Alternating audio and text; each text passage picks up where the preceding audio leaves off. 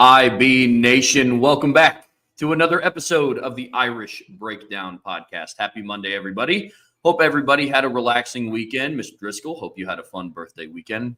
A lot of relaxation in there. But today, folks, we have a lot of content coming your way. And where we're going to begin, we're going to kick off the show talking about Notre Dame's home schedule. The NBC TV schedule has been released. There's been some breaking news there. We're going to continue to dive into that a little bit.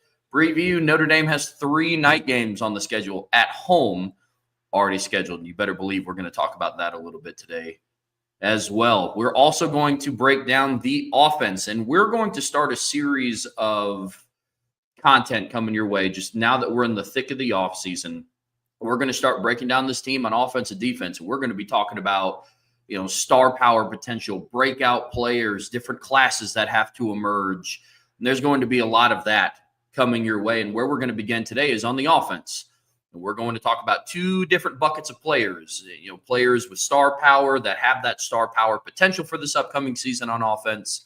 And we're also going to talk about the players that need to break out on offense as well, that have the potential to do so. So at the end of the show today, given enough time, we are going to do a mailbag. So if you do have questions, comments that come to your mind throughout the show today, be sure to put a little MB for mailbag or a mailbox emoji to let us know to set that aside. With that being said, we're 2 guys up here that like to talk a lot. And so if there's not enough time at the end of the show, that's why I said potentially get to a mailbag. Me, Brian, I like to talk a lot. Get out of here, man. Sometimes. I'm very direct and to the point. I don't beat points to death. I don't belabor points. I'm very quick to do things. I don't even know how we get these shows to be as long as they do with me up here, man. I just – I can't even say that with a straight face. I can't even get it out, man. But that's why we do these shows every day. We love to talk Notre Dame football, and we know that y'all love to talk Notre Dame football, which is why you're here. And it seems like there's going to be a lot of these over the summer where we've got this schedule. We're going to do this, this, and this. And then, boom, this news breaks and that news breaks. And so that's part of the fun. So we're going to audible a little bit, Trev, and talk about the schedule because I got to give a shout out to my guy, JP Buellsfeld. He emailed me a few days ago and was like, hey, man, I'm hearing that the Navy game is going to be at night. And I was like, wow, that's kind of interesting. We'll see how that plays out. And lo and behold, he was correct because I'm thinking like, why? Why would that game be at night? It's in November. It's cold. It's Navy. I don't understand why you need that 3rd night game, but I would imagine it has something to do with – I'm very curious to see what the Big Ten schedule is that week.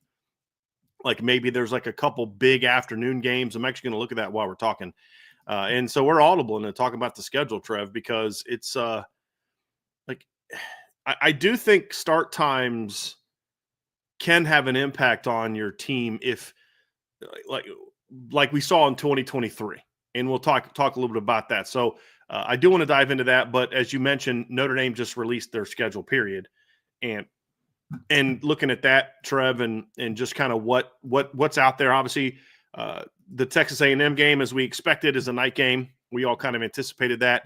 The Purdue game will be on September 20th, will be a 3:30 game. The Boise State game on October 4th. The NC State game on October 11th will all be afternoon games, all 3:30. There's no 2:30 kickoff this year because this area now is always on Eastern. It's not on Central. It doesn't switch and all those other things.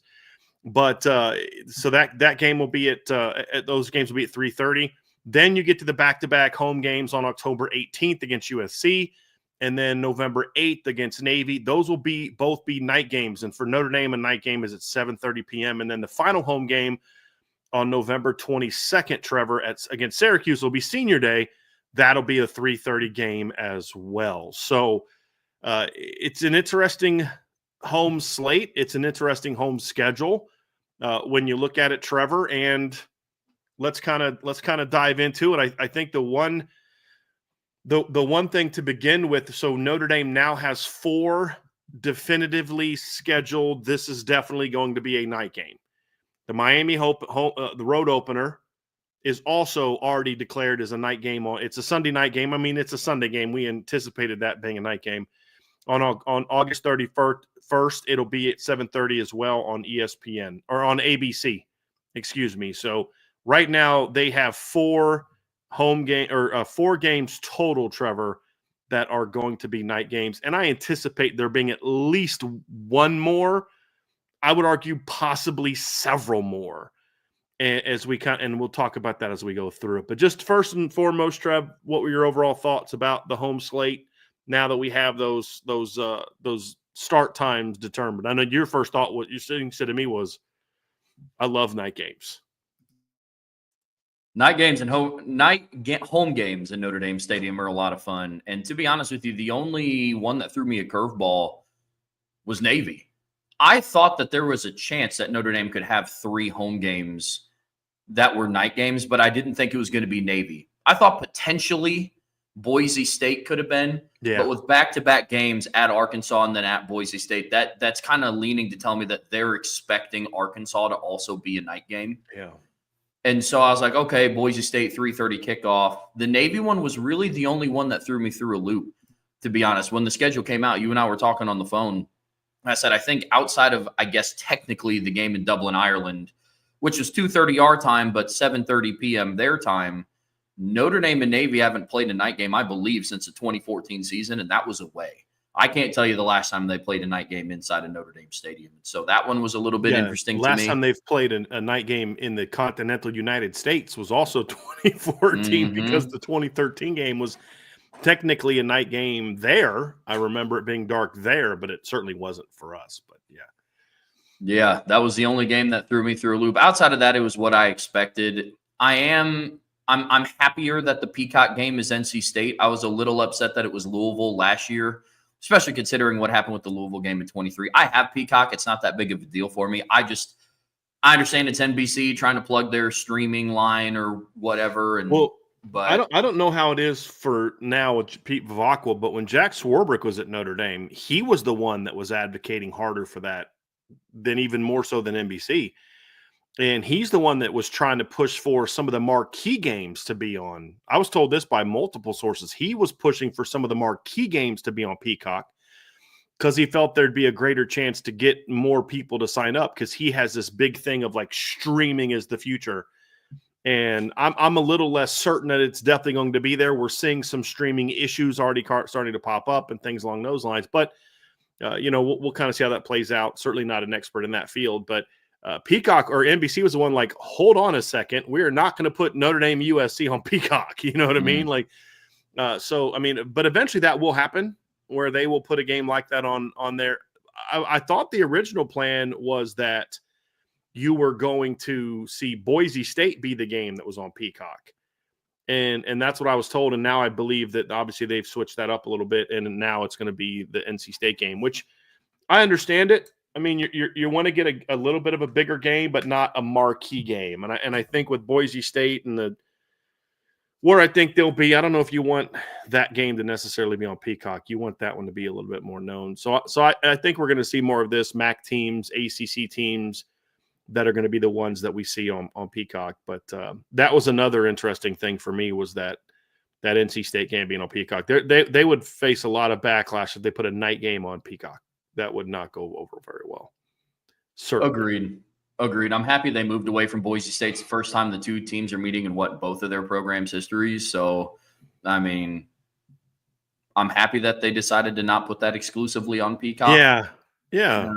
Because like they've never played, right? I mean, like ever. They'll be the first time they've ever played. And you've got obviously a historic team in Notre Dame. That's actually a team that I would love to see Notre Dame go there to play. I would love to see Notre Dame and their iconic uniforms on the blue field.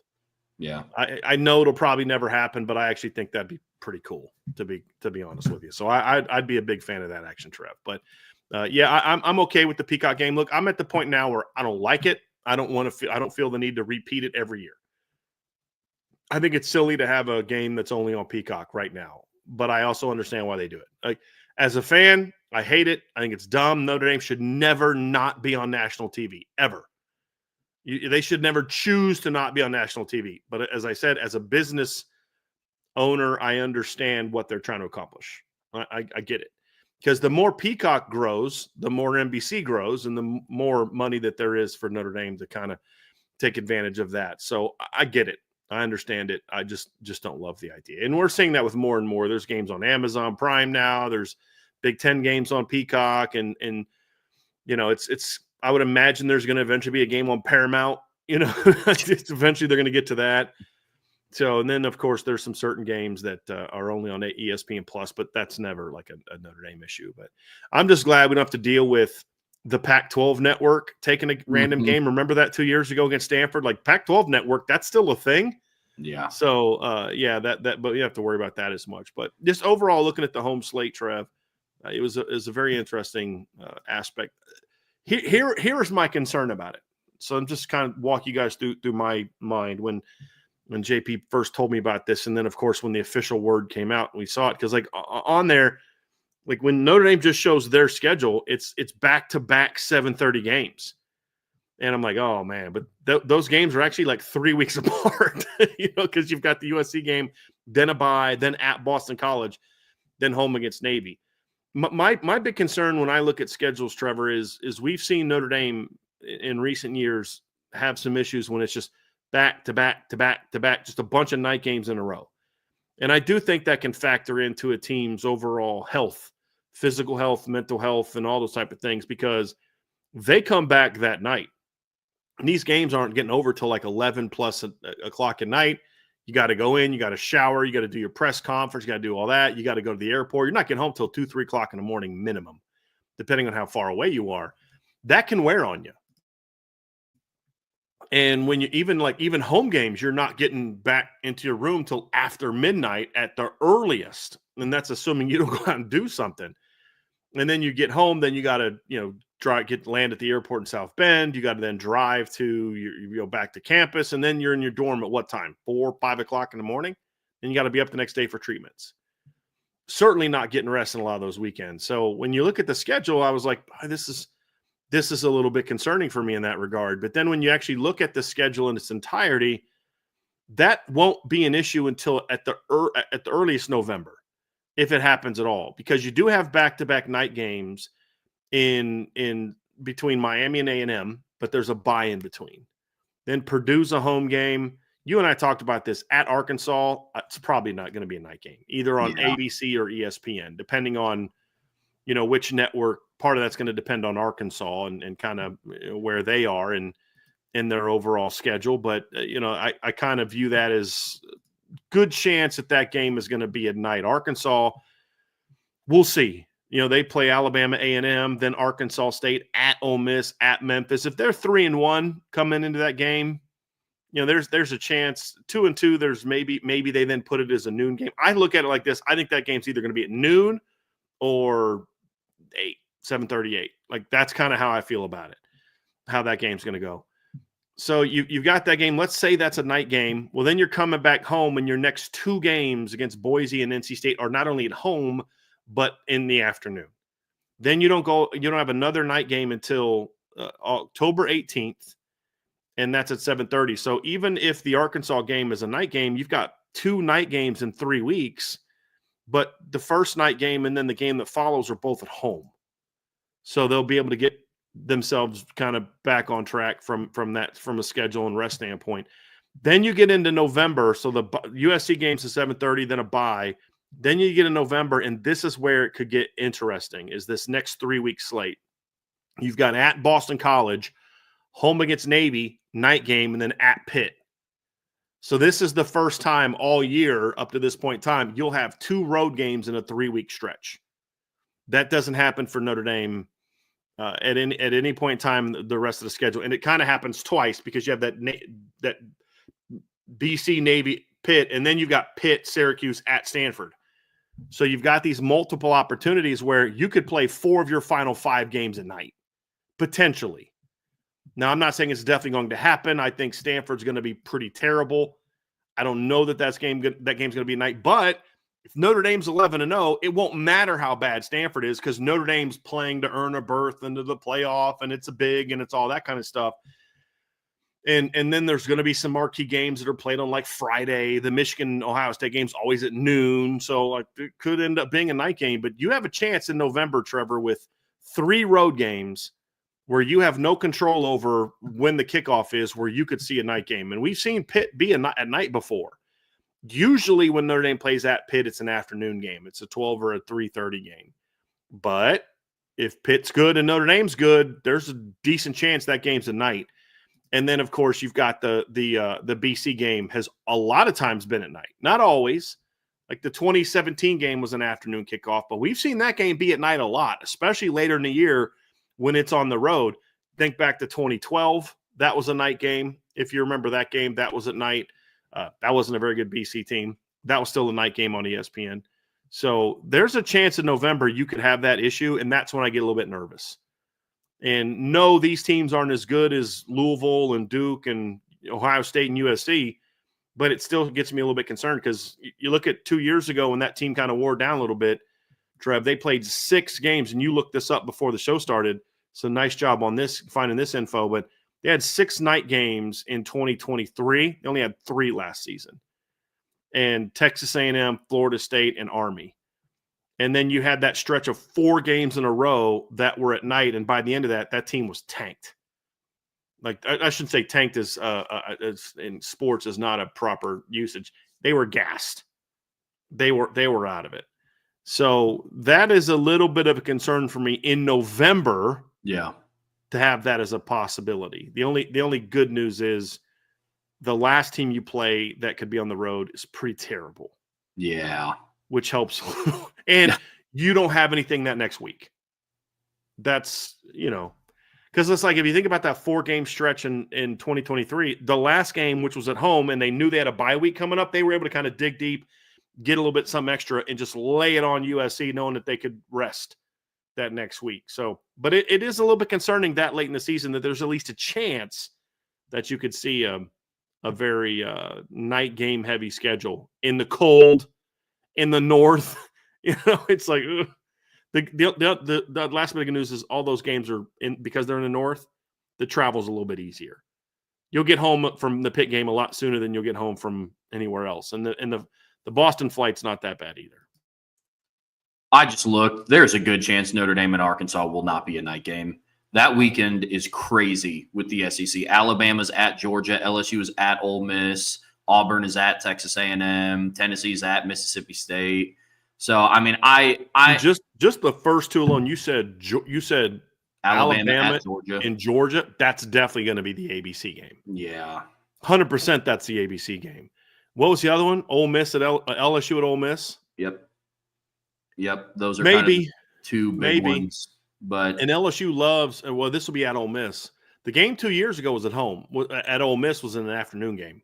Mm-hmm. And then last year's game at LSU was a night game. Mm-hmm. So that'll be interesting. But after the game last year, I would be shocked if Alabama Georgia was not the night ABC. Well, I mean, has that game ever? I mean, I can't remember. I think you'd have to go back there was a game they played. It was like around 18 or 19, maybe even sooner than that. Let me look this up. I remember them playing an afternoon game on CBS a number of years ago, and it was. I'm trying to remember when it was. It would have been. Gosh, it wouldn't have been that far back. Was it really been 2015? Might have been 2015. Let me see what Notre Dame's schedule was, because I remember I was on the road and I was going somewhere, and I remember listening to that game. So let me just see what Notre Dame's schedule was that week. That would have been the week of the Clemson game.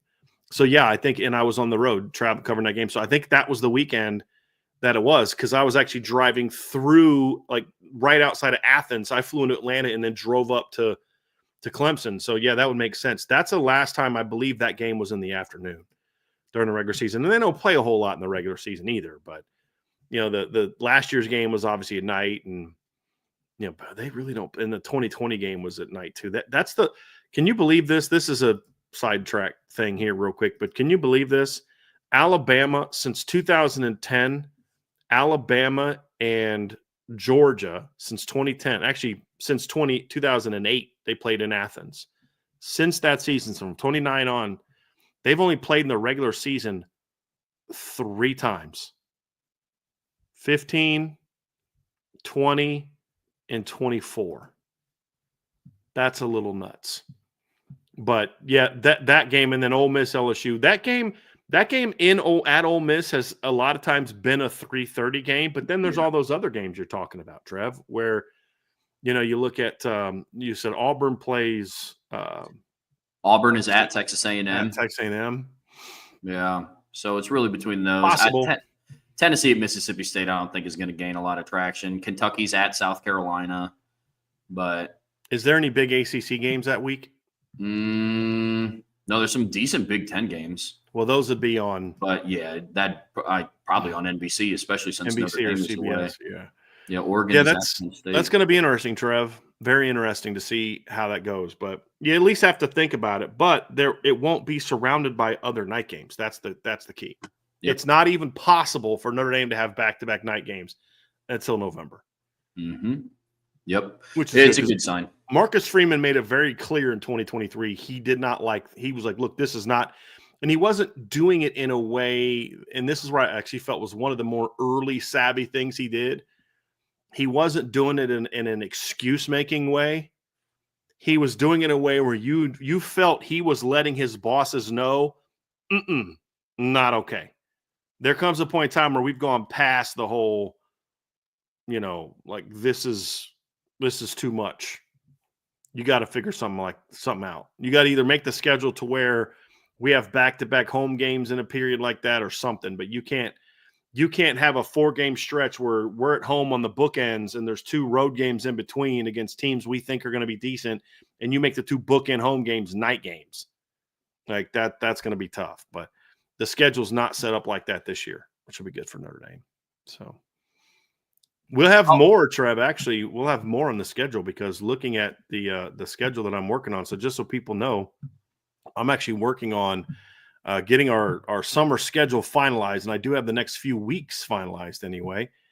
And so we are going to get into, I believe I'm trying to find that I have too many of these things open. I believe next week is when we are going to get into our schedule breakdown. I believe it's next week. Just give me 1 second. Let me find this form here real quick. That's not it. But yeah, I believe it's going to, here we go. It is, next week on Monday or Tuesday, we are going to do our breaking the schedule down by quarters. And then we'll also have a show. Maybe we might kick that show off, but we'll also have a show where we're going to kind of just overview of the schedule. Cool. Trap game, all that kind of stuff. So we'll talk our schedule next week, and then we'll do our all opponent show next week as well, which will be a lot of fun. And that'll kind of kick off things. And then that next week, the week of the Tuesday after Memorial Day, we will begin our opponent preview. So every Tuesday and Thursday, we will preview one of Notre Dame's opponents. So just to give you guys a sense. So we'll take a deeper dive into the schedule next week as far as like breaking the teams down, breaking down each quarter, and taking that kind of deep dive next week. So it's just another example of like, look, it's the spring's gone. It's like we can now talk about the team in its entirety. Couldn't really talk about Malachi Fields in the spring because it's like he's not there. So we can only talk about what's there. Well, now it's the whole team. So we can kind of take a look at it. The spring portal window's behind us. So it's going to be a lot of fun. And I'm looking forward to it, of course. And that's why we're kicking things off with Star Power. But we'll take a dive into the schedule next week. It's going to be a lot of fun. A whole lot of fun. Well, I think that's a good transition into the next segment. So listen, folks, we are getting ready to break down the Notre Dame offense, Star Power, and breakout players. But before we get there, please be sure to hit that like button, hit that subscribe button, hit that notification bell, share this podcast with your friends and family. But as always, the best way to support what we do here is subscribe to the premium message boards at boards.irishbreakdown.com. So our second part of today's show, which was originally going to be our primary topic today, was talking about Star Power. And we're going to start off with the Notre Dame offense, and then we'll dive into the defense tomorrow. We'll do these same topics about the defense tomorrow. So in one thing that we talked about last year, Trev, was you have to understand something. You need star power on your football team in order to compete for a championship. So before we dive into the players, we have to define what that means. We have to talk about what does that mean to have star power. And here's what it definitely does not mean. It does not mean your perception. There's no, well, this guy, everybody thinks this guy is really dominant, or everybody thinks this guy is a big time player, but he's really not. Or this guy is not considered a star player. Like, okay, I don't care. Like Jeremiah Love was playing like a star last year before people started talking about him like he was a star. And so there's, whereas Jeremiah Smith was talked about as a star before he started playing like a star. Now, as soon as he started playing, he played like a star. But the point is, there was an assumption that he was going to be that player, and he turned out to be that player. Other guys are not assumed to be that type of player, but they're still that type of player. So it doesn't matter what your perception is or what people think of you. It's, are you playing like a star? And that's really what it is. So when we talk about what is a star is essentially, Trevor, it's a very talented and productive player. There has to be a level of production involved here, whether it's your direct production, like a running back, a receiver, a quarterback, tight end, or production that we view your play is responsible for. So Quentin Nelson had a grand total of 0 carries and 0 catches in 2017. He was a star because his performance factored into why their production was the way that it was, along with the rest of the line. So it can be, a star can be in any position, but it's really just about a level of impact production and impact play. And sometimes guys don't have elite production, but they're still impact players within the framework of the offense. So a guy could have, 50 catches for 800 yards, and he's an impact player. He's a star player, whereas another guy could have 80 catches for 1,000 yards, and you're like, yeah, it's great production, but is he a star? No, he's not, because he didn't do anything against the 3 best teams they played, and he had, so that's the final piece of it. Is it's star talent, it's production, but it's also about how you perform in the biggest moments. Can you be a star when you're going toe-to-toe against the best teams, or is your past performance such that opponent says, we've got to stop that guy? And so, for example, I feel part of the reason Riley Leonard had the success he had running the football against Georgia is because Georgia was focused on, we're not letting 4 and we're not letting 24 beat us, especially 4. Penn State was that way. We're not going to let 4 beat us. And so that opened up opportunities for other people. So even though Jeremiah Love's production was not that of a star player in the second and third game of the playoff, he still had a star impact. And then when he did get some touches against Penn State in the third quarter, he obviously looked pretty good. And so it's also about, are you going to be able to go toe-to-toe with the best teams in the country because of these players? And there's a lot of teams out there that have guys that put up big numbers, Trev, but they're not star players. They're not elite talent. And it really comes down to that. Are you a big-time football player? Not just a guy that puts up numbers as part of a system, but are you a big-time football player? And an example is, Sam Hartman had years where he was more productive than what Trevor Lawrence was in college. That doesn't mean that he was a more dominant player. And that's not meant at all to take a shot at Sam Hartman. He's a good football player, but there's good football players and then there's stars. And Trevor Lawrence's reputation is not why he was able to go do what he did to Ohio State in 2019. Because Ohio State didn't cower because of his reputation. It was, he made plays, he produced, he performed at that star level.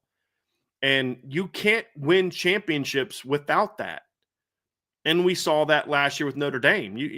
There's this perception about Notre Dame, and it still exists, that outside of like a guy or two, they're just a bunch of really good try-hard guys. And it frustrates the heck out of me.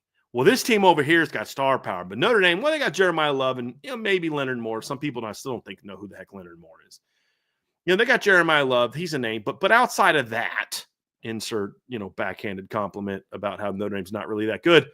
Let's make LSU rank ahead of them, or let's put Clemson ahead of them, or whatever the case may be.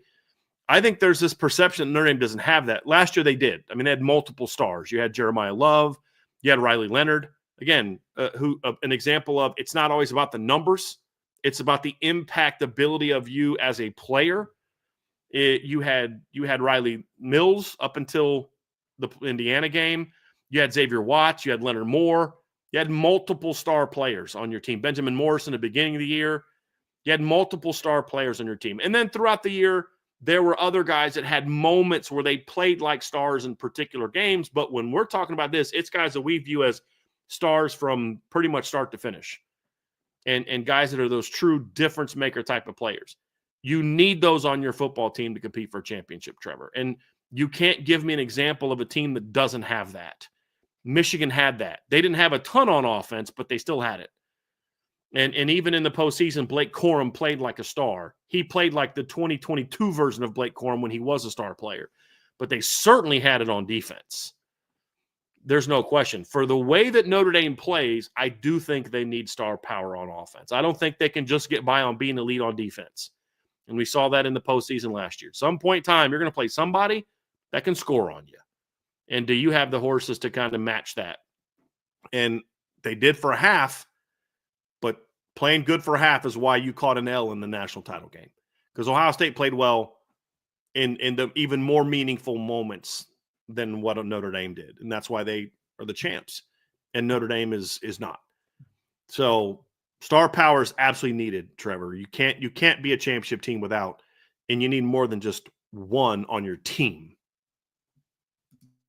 In the big moments is such a key component to this conversation. Because at Notre Dame, let's face it, there's been a lot of players that come through that do put up some gaudy numbers, but then you look at the context to how those numbers were accumulated, and it's like, okay, yeah. You know, I mean, Ian Book threw 33 passing touchdowns in 2019.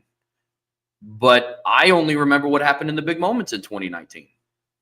You know, and you know, I think of the Georgia game in 2019. Looked a heck of a lot different than what the offense looked like versus New Mexico State and Bowling Green. You know, and so you get remembered by those big moments. People remember Jeremiah Love's 98-yard touchdown run against Indiana and the Immaculate Extension, you know, the name of one of the guys on the premium message boards, you know, his Jeremiah Love's run against Penn State. Not a lot of people remember like his 63-yard touchdown run against Navy. You know, it was a good run. It was a good touchdown run, but that's just kind of, yep, that's Jeremiah Love being Jeremiah Love. So the big moments is such a key component to that, because that's when we say it all the time. We said it the entire postseason of, hey, look, you need your dudes to be dudes. And that's what this conversation is and pertains to. Like, that's, you have to have your stars go out and be stars when the lights are the brightest. You need your dudes to be dudes, something we've said a lot here. But you need dudes if they're going to be dudes. Mm-hmm. You can't ask, hey, if we're going to beat Ohio State, if we're going to beat Texas, if we're going to beat Oregon, we need our solid players to play like dudes. That's only going to take you so far. That's going to take you to the first round of the playoffs, and then you catch an L when you play a team that's got real dudes.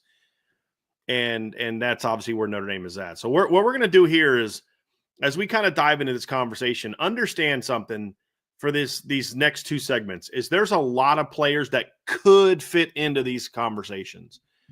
But what we don't want to do in all these different segments is talk about the same guys over and over again. So we're going to talk about star power and breakout players today. We're going to talk about the most underrated players in the team. We're going to talk about what you're not going to hear a lot about today.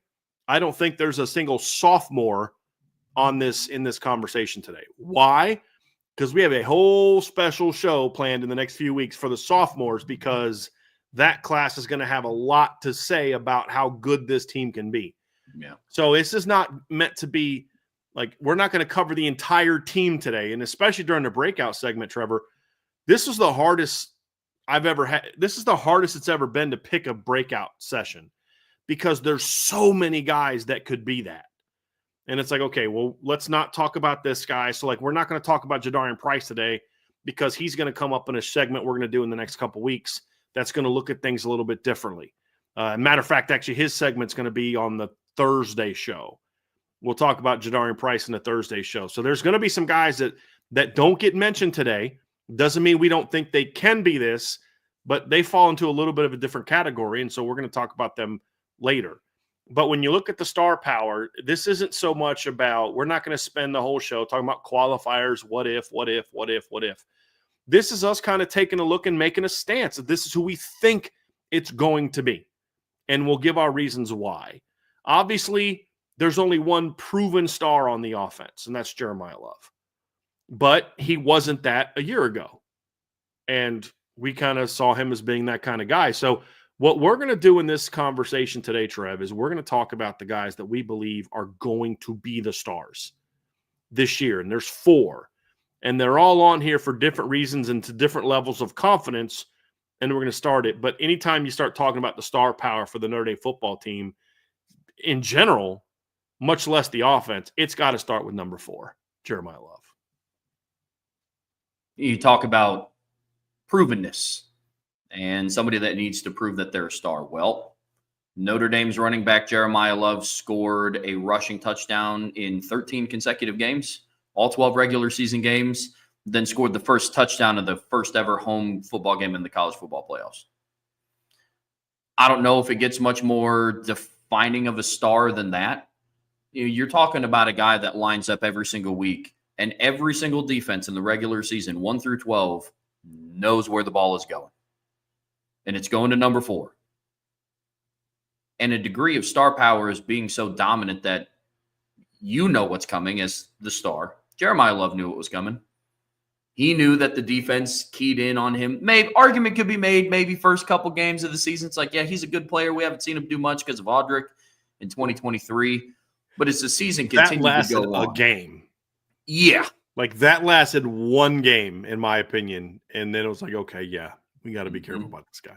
Yep. Physically being able to essentially dictate how you wanted to play every single week. No, with the defense knowing. It's no shocker. And Jeremiah Love is one of the few players on Notre Dame's team right now that is getting the national attention that they deserve.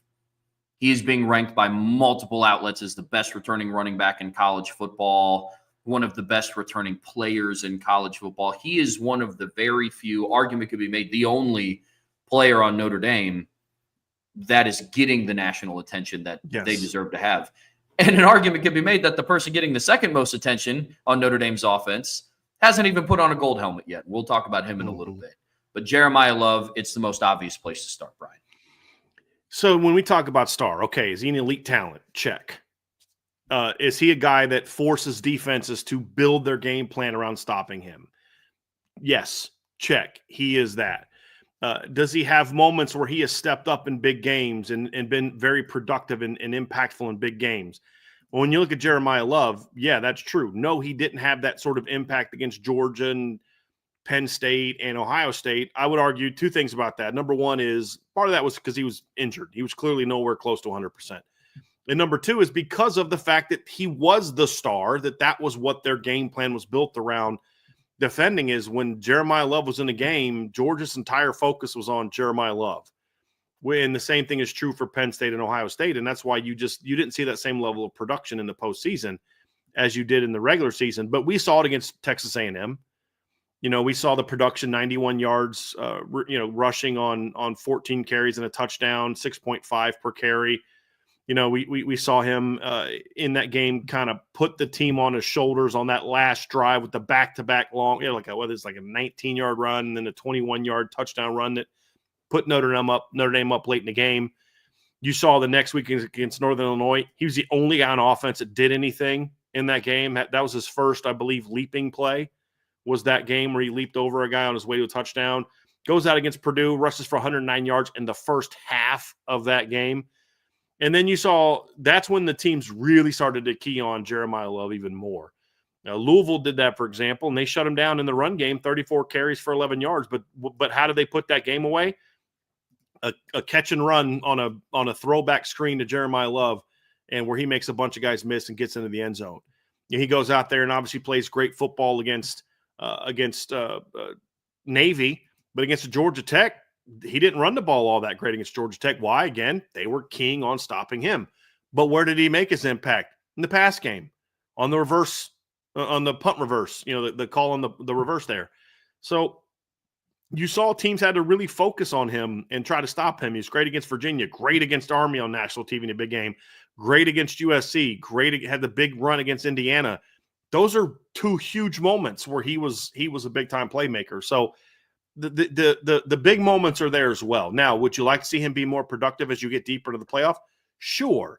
But I think that had more to do with the guys around him needed to step up and perform better as well and take some of that pressure off of him, because clearly the other teams were going to put a lot of focus on him, and that'll be part of it as well. But yes, there's no question that Jeremiah Love is an undoubted star. Production's there, talent's there, big moments are there. And then how teams have to defend him is there as well. You also talk about impact when you're not a ball carrier.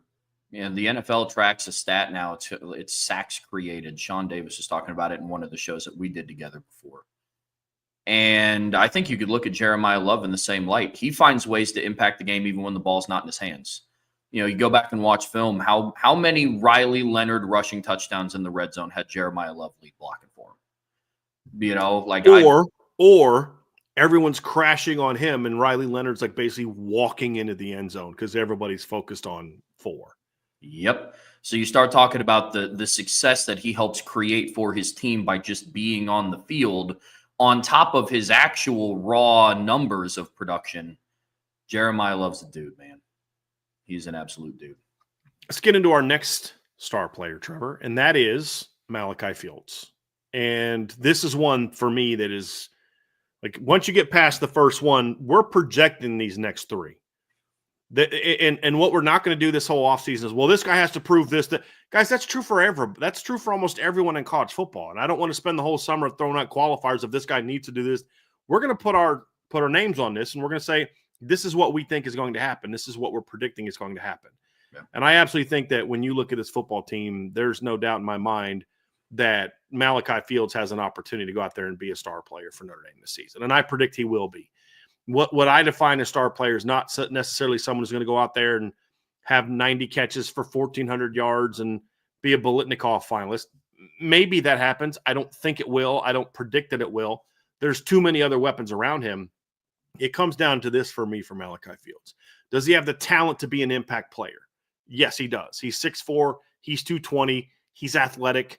He was on Bruce Feldman's freak list. Had 38-inch vertical at 6'4" with very long arms. He ran like a 4.1 shuttle, a 6'9" 3-cone drill, a 10.7 broad. This is an explosive athlete. He had the production last season on a very bad team where he was the entire focus of those teams with a bad quarterback, and he still produced last season. So the production is there. You then if you take Malachi Fields' production at Virginia last season, and you say, okay, well, look, guys, like 55 catches, 808 yards and 5 touchdowns. I mean, that's nice, but that's nothing special. Well, if he'd have done that for Notre Dame, he'd have finished the season with 74 catches. He'd have finished 16 games, and he'd have finished the season with 1,077 yards. And he would have finished the season with, 7 touchdowns. So 76 catches, 1,077 yards and 7 touchdowns. If just the same production he had last year at Virginia, if he played the entire season like he did there, same level of production, come to Notre Dame and so I said, Trev, they don't need him to be better than he was production-wise. They just need him to be what he was production-wise. Imagine if Notre Dame had a guy that last year caught 55 passes for 800 yards and 5 touchdowns in the regular season, what that offense would have looked like. And so the production will be there. It won't be like crazy air raid number production, but the production will be very good. And you want an example of what I'm talking about. I'm not saying that Malachi is going to be Jeremiah Smith, but I'm making the point that Jeremiah Smith did not have like this crazy regular season production last year that was just like, oh my gosh, that guy was unbelievable. Jeremiah Smith last year in the regular season had 57 catches. It's only 2 more than Malachi Fields. Last year, Jeremiah Smith had, 1 minus 187, 103. He had 934 yards. So that's where he had a jump on him. And then he had 12 touchdowns. It's another area. So had an advantage. The point is, he didn't have 1,000 yards in the regular season. He was a 934. Malachi Fields, I believe, the year before in 2023 had 811 yards. He had 808 last year. So those are both in 12 years or 12 games. So it's not just about, okay, you've got to have 1,300 receiving yards in the regular season. It's about, are you an impact player? Are you a difference maker? Do you step up in the biggest moments? And Malachi Fields has that type of potential. And you know what kind of showed me that he has a chance to be that type of player, Trevor, is I would argue that the 3 best secondaries he played all year last year were against Louisville, Clemson, and Notre Dame. Against Louisville, he had 9 catches for 129 yards. Against Clemson, he had 3 catches for 65 yards and a touchdown. And against Notre Dame, he had 4 catches for 81 yards. He was very productive in those 3 games with terrible quarterback play. So when I look at a guy like him, I say that's a guy that has the talent, the production, proven production, and the type of guy that you have to game plan for him if he's the player we think he's going to be. And so he has all those tools. And like, we liked Bo Collins. I was hopeful he would be able to raise his game to another level at Notre Dame, but he hadn't shown star power at Clemson. But Malachi has. That's the difference. So when you talk about Malachi versus Bo Collins, the difference is one guy has proven it 2 years in a row to be that type of difference maker. The other guy was a high-ranked recruit who was solid in college that you hoped would take another jump. For Malachi, I've said this all along. All I need Malachi Fields to do at Notre Dame in 2025 is exactly what he did at Virginia, production-wise. Just be that guy, and this offense is going to be big time. Now, I think there could then be a jump in production if it wasn't for the presence of a couple other guys we're going to talk about today. But if he produces like that in Notre Dame, that's star power in this offense. And imagine having Jeremiah Love running in an offense where you've got that type of weapon in the boundary, because you didn't have that last year. And so that's why I put Malachi Fields in my star power conversation. Yeah, Malachi Fields is at the top of the list for me for like has to. If Notre Dame is going to take that next step on offense, he is at the top of my list for he has to be a star for Notre Dame. But I feel comfortable in saying that because he had, to your point, Brian, he's had success doing that. Like, that's been his role. Last year, he had to be Virginia's offense. And he was, with not good quarterback play. But I look at this Notre Dame team and what has it been missing? It was that big-bodied weapon in the boundary, and that's something Notre Dame hasn't had since 2019 when Chase Claypool left. There's been some guys that have had good seasons. Javon McKinley had a really good season in 2020. Unsung guy, always showed up in the biggest moments, had over 100 yards receiving in their biggest game of that year against Clemson in the regular season.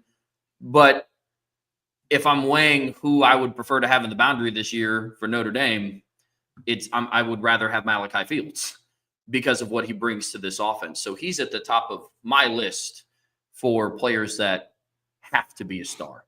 He gives you an aspect on offense that you haven't had. Even if you just take out what his projected production was going to be over 16 games, and you just take what his production was in 12 games, and then you just say that was over 16, he becomes Notre Dame's leading receiver in all major categories. Receptions, yards, touchdowns. Yeah. By a lot. I mean, think about it, Trev. The most catches on the team last year was Mitchell Evans with 43.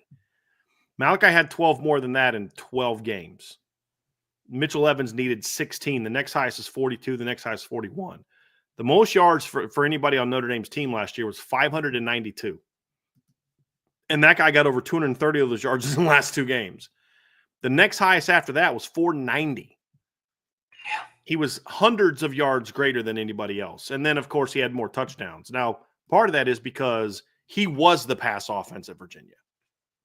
But the point is, he doesn't have to jump his production from what it was a year ago. That's the difference between Malachi and what we've seen from some other portal guys on offense. It's like, hey, you need to do this, whereas here you only did this, but now here you need to do this. With Malachi, it's like I'm not even projecting him to do anything different production-wise.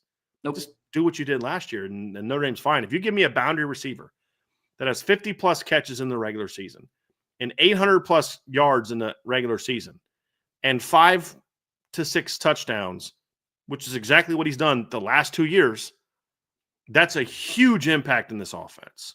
Huge impact.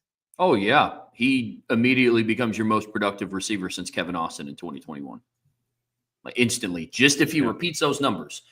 Now, from an impact standpoint, that's where we kind of get into that discussion of, okay, well, Kevin Austin put up a lot of numbers statistically, but in the big moments, it was hit or miss if he was there. Mm-hmm. Malachi Fields has to do it all encompassing. I agree completely. The next guy on our list, Brian, is somebody that we've already talked about a little bit, unless you still had a little bit more to say. No, dude, I'm ready to roll, man. You picked the transition perfectly. You're starting to get inside my head. I was going to do it if you didn't do it. I just like the fact, Trevor, that we're talking about 2 pass game weapons as potential stars for this team this year. Man. Oh. And it's not about this. And just so for me now, this is like, we say for me too much, but I'm just making sure that I'm not speaking for Trevor in this sense. This is for me. And I'm curious of your thoughts on this. We're going to talk about Jaden Greathouse next. But before we get to Jaden Greathouse, I want to make this statement because this popped in my head as we were talking. Like, this isn't because CJ Carr's the quarterback. This isn't because Kenny Minchie might be the quarterback. This is because this is where I see these individual players performing. So it's not like, well, now that Riley's gone, Jaden Greathouse is going to be a star. No, this is about, no matter who the quarterback was going to be, if Steve Angeli was still at Notre Dame, if Riley Leonard came back for a 5th year, he's on my list. And there's a lot of reasons why. And when you look at last year's finish of the season, a lot of it's that, Trevor, but it's not the only reason why. You break down the games last year, guys, and there's a lot of games where Jaden Greathouse should have been more productive than he was, from the standpoint of he was open a lot more than he got the football. This is a team that didn't throw the ball a lot. It was a team that had a quarterback that just wasn't super comfortable throwing the ball over the middle of the field. Just all year he wasn't. So a lot of those over the middle throws where Jaden was getting open, he wasn't getting the ball. He had his own drop. He had a huge drop against Northern Illinois. Like, big drop in that game. Didn't drop another pass the rest of the year. And I think more than overcame that big drop in some other clutch moments this season. And so when I look at Jaden Greathouse, it's really about checking a lot of those boxes, Trevor. Does he have the talent to be a star player? Yeah, he does. We graded him. I graded him as a top 100 recruit coming out of high school. I think I gave him a 5-star upside grade. So, like, the talent has been there. This isn't a surprise that Jaden Greathouse stepped up and did what he did last season in the playoffs. That's not a surprise. The talent's been there. Number 2, does he have the chance to produce at that level? Yes, within what – I mean, look, he can't just repeat what he did last year numbers-wise in 16 games and be a star. In my opinion, I just don't think that can be there. But he doesn't need, like, to double his catches and double his yards because of the fact that there's another pass game weapon over here, and there's 2 pass game weapons we're going to talk about in the breakout session. Plus, the number 1 breakout guy we expect to get more touches in the pass game this year too. So with Jaden, I do see a jump in production.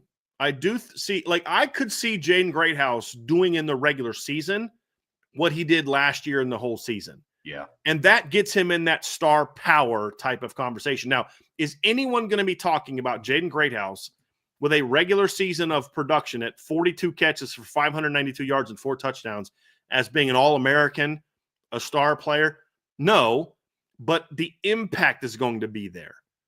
Because if you condense what he did last year into fewer games, then you're not going to see the things we saw from Jaden Greathouse last year, where he's going to go, 4 straight games with 1 catch, and then 5 straight games with 1 to 2 catches. And you're not going to see him getting shut out of games because it's going to be that more consistent production.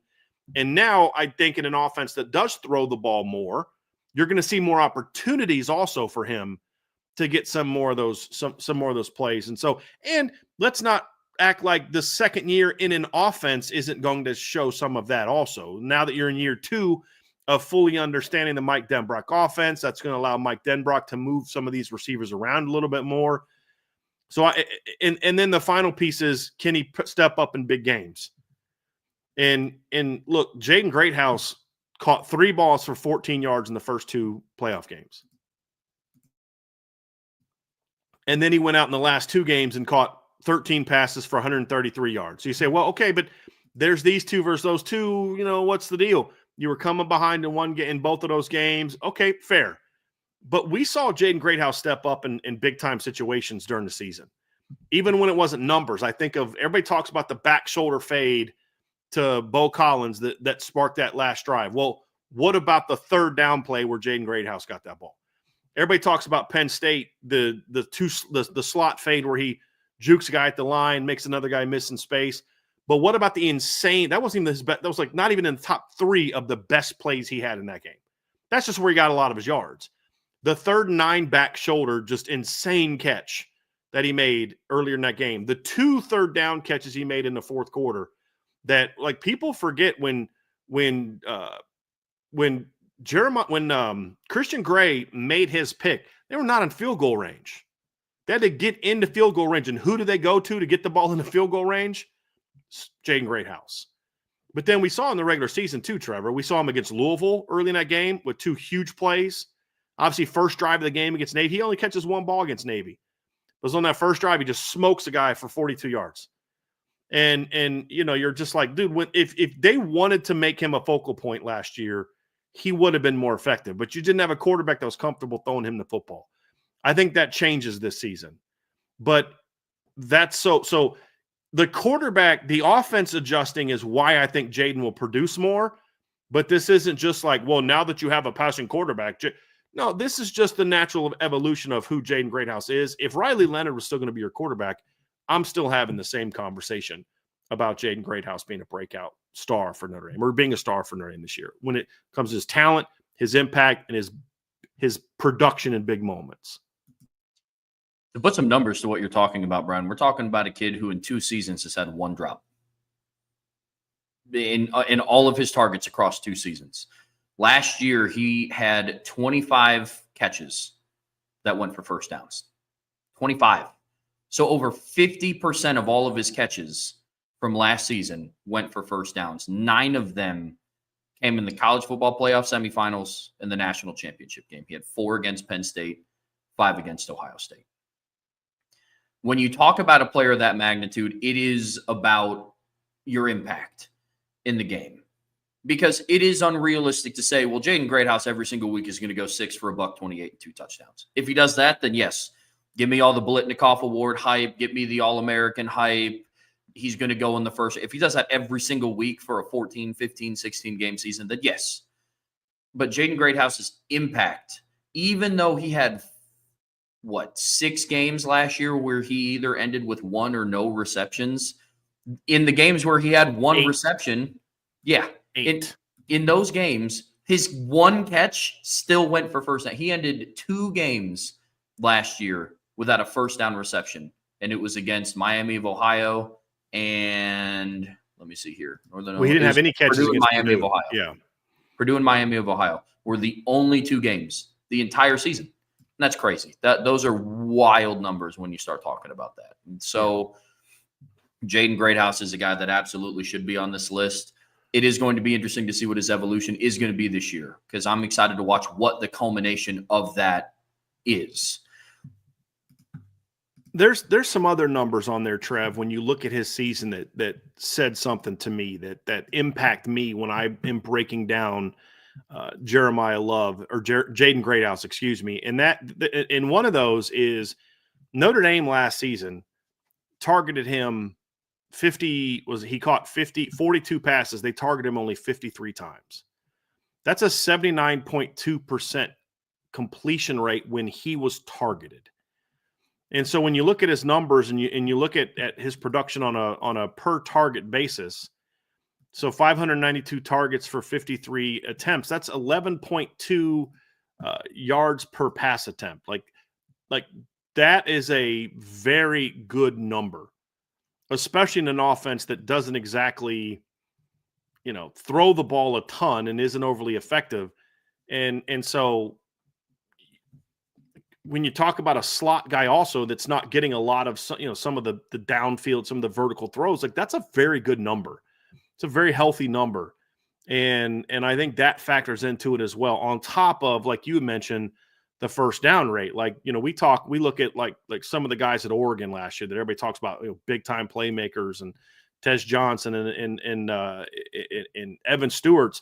Tez Johnson was minus 9 yards an attempt last year when he was targeted. And he had a very high target rate, just like Jaden Greathouse, 81.2. But a lot of that stuff is quick game. Jaden Greathouse isn't just exclusively getting quick game. You look at Evan Stewart last year, who was a big-time playmaker. His completion percent when targeted was only 70.6. He was average 9.0 yards per pass attempt when he was targeted last season. So, when I look at the production that Jaden Greathouse had on a per-target basis, it was very healthy. And when you look at some of the studs at like Clemson, for example, we talk about Bryant Wesco. He had 55.4% completion rate when targeted. You look at TJ Moore, 63.4% completion rate when targeted. You look at Antonio Williams, 75% completion rate when targeted. Antonio Williams last season averaged 9.0 yards per target when he was targeted last season. When you look at Bryant Wesco, he was targeted 74 times.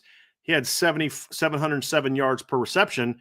He was at 9.6 yards per attempt last season. TJ Moore, the other stud freshman last year, had 650 yards. He was targeted 71 times. That's 9.2. Those guys, the best that they had was 9.6. Jaden Greathouse was at 11.2 yards per target last season. So, just to give some context, I think Jeremiah Smith was around 12.2, which is a very high rate for an outside receiver, a very impressive rate for an outside receiver. An outside receiver to be above 70% completion, which Jeremiah Smith was, speaks volumes to how dominant Jeremiah Smith is.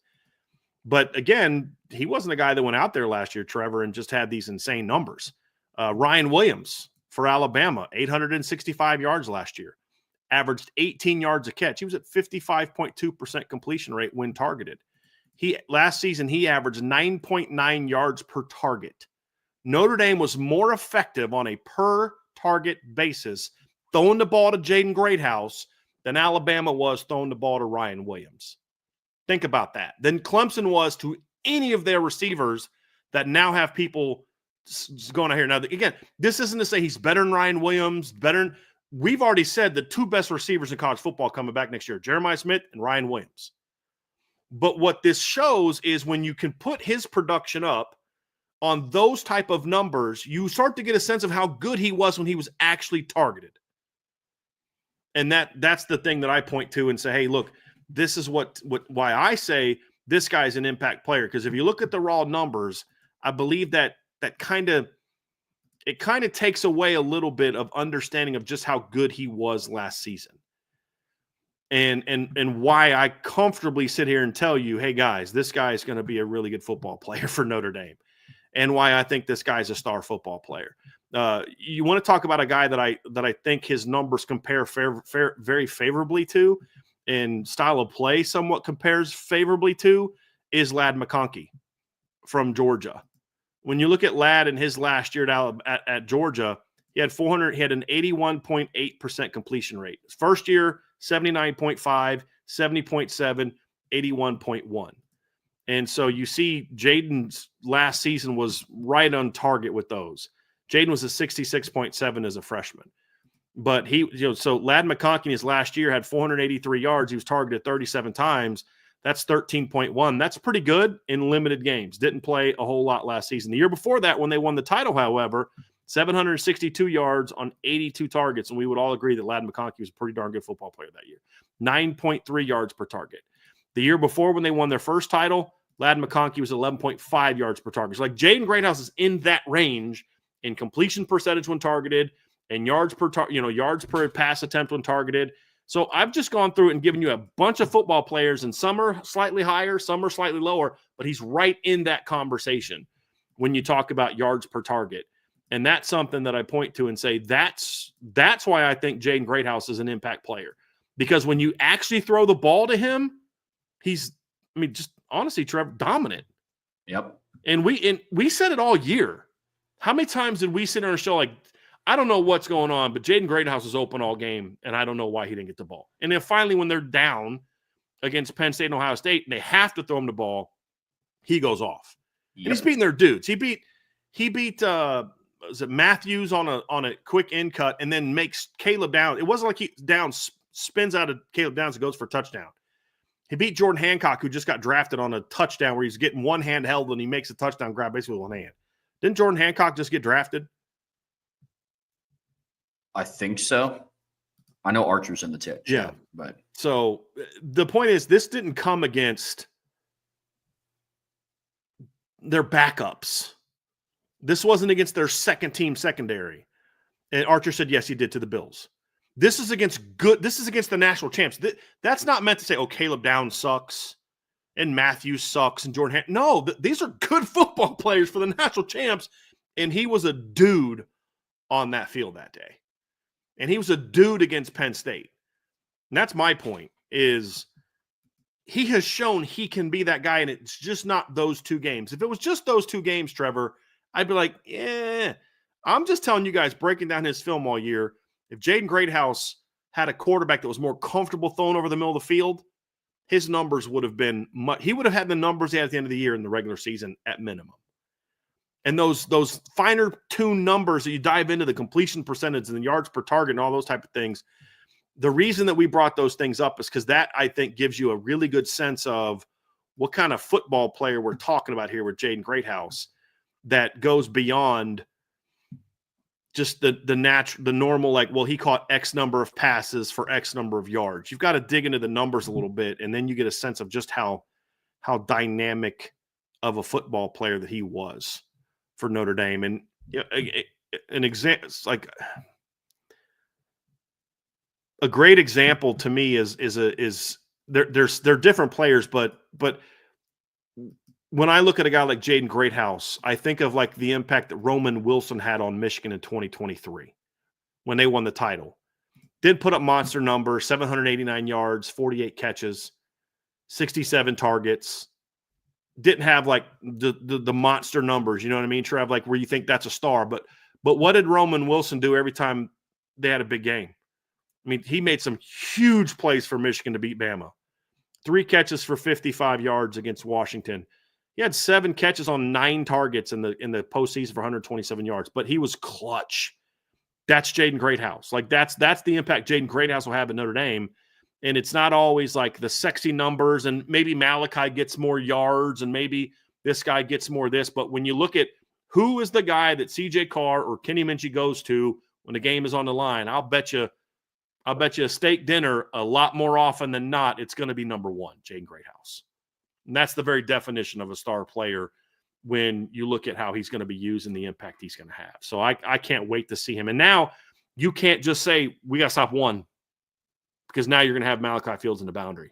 And we're not done talking about pass catchers today. For this segment of the show, we are, but we're not done talking about pass catchers for today. To round out the star power conversation, Brian, there's one more player that we have to talk about. And this one is a little bit of an interesting conversation because you and I talked about this before the show, and it's like, okay, does Charles Jagusah have enough under his belt? Because we are talking about a guy that started 2 career games. Now, one of them was in the postseason. He played in the college football playoff semifinal last year, then started the national championship game.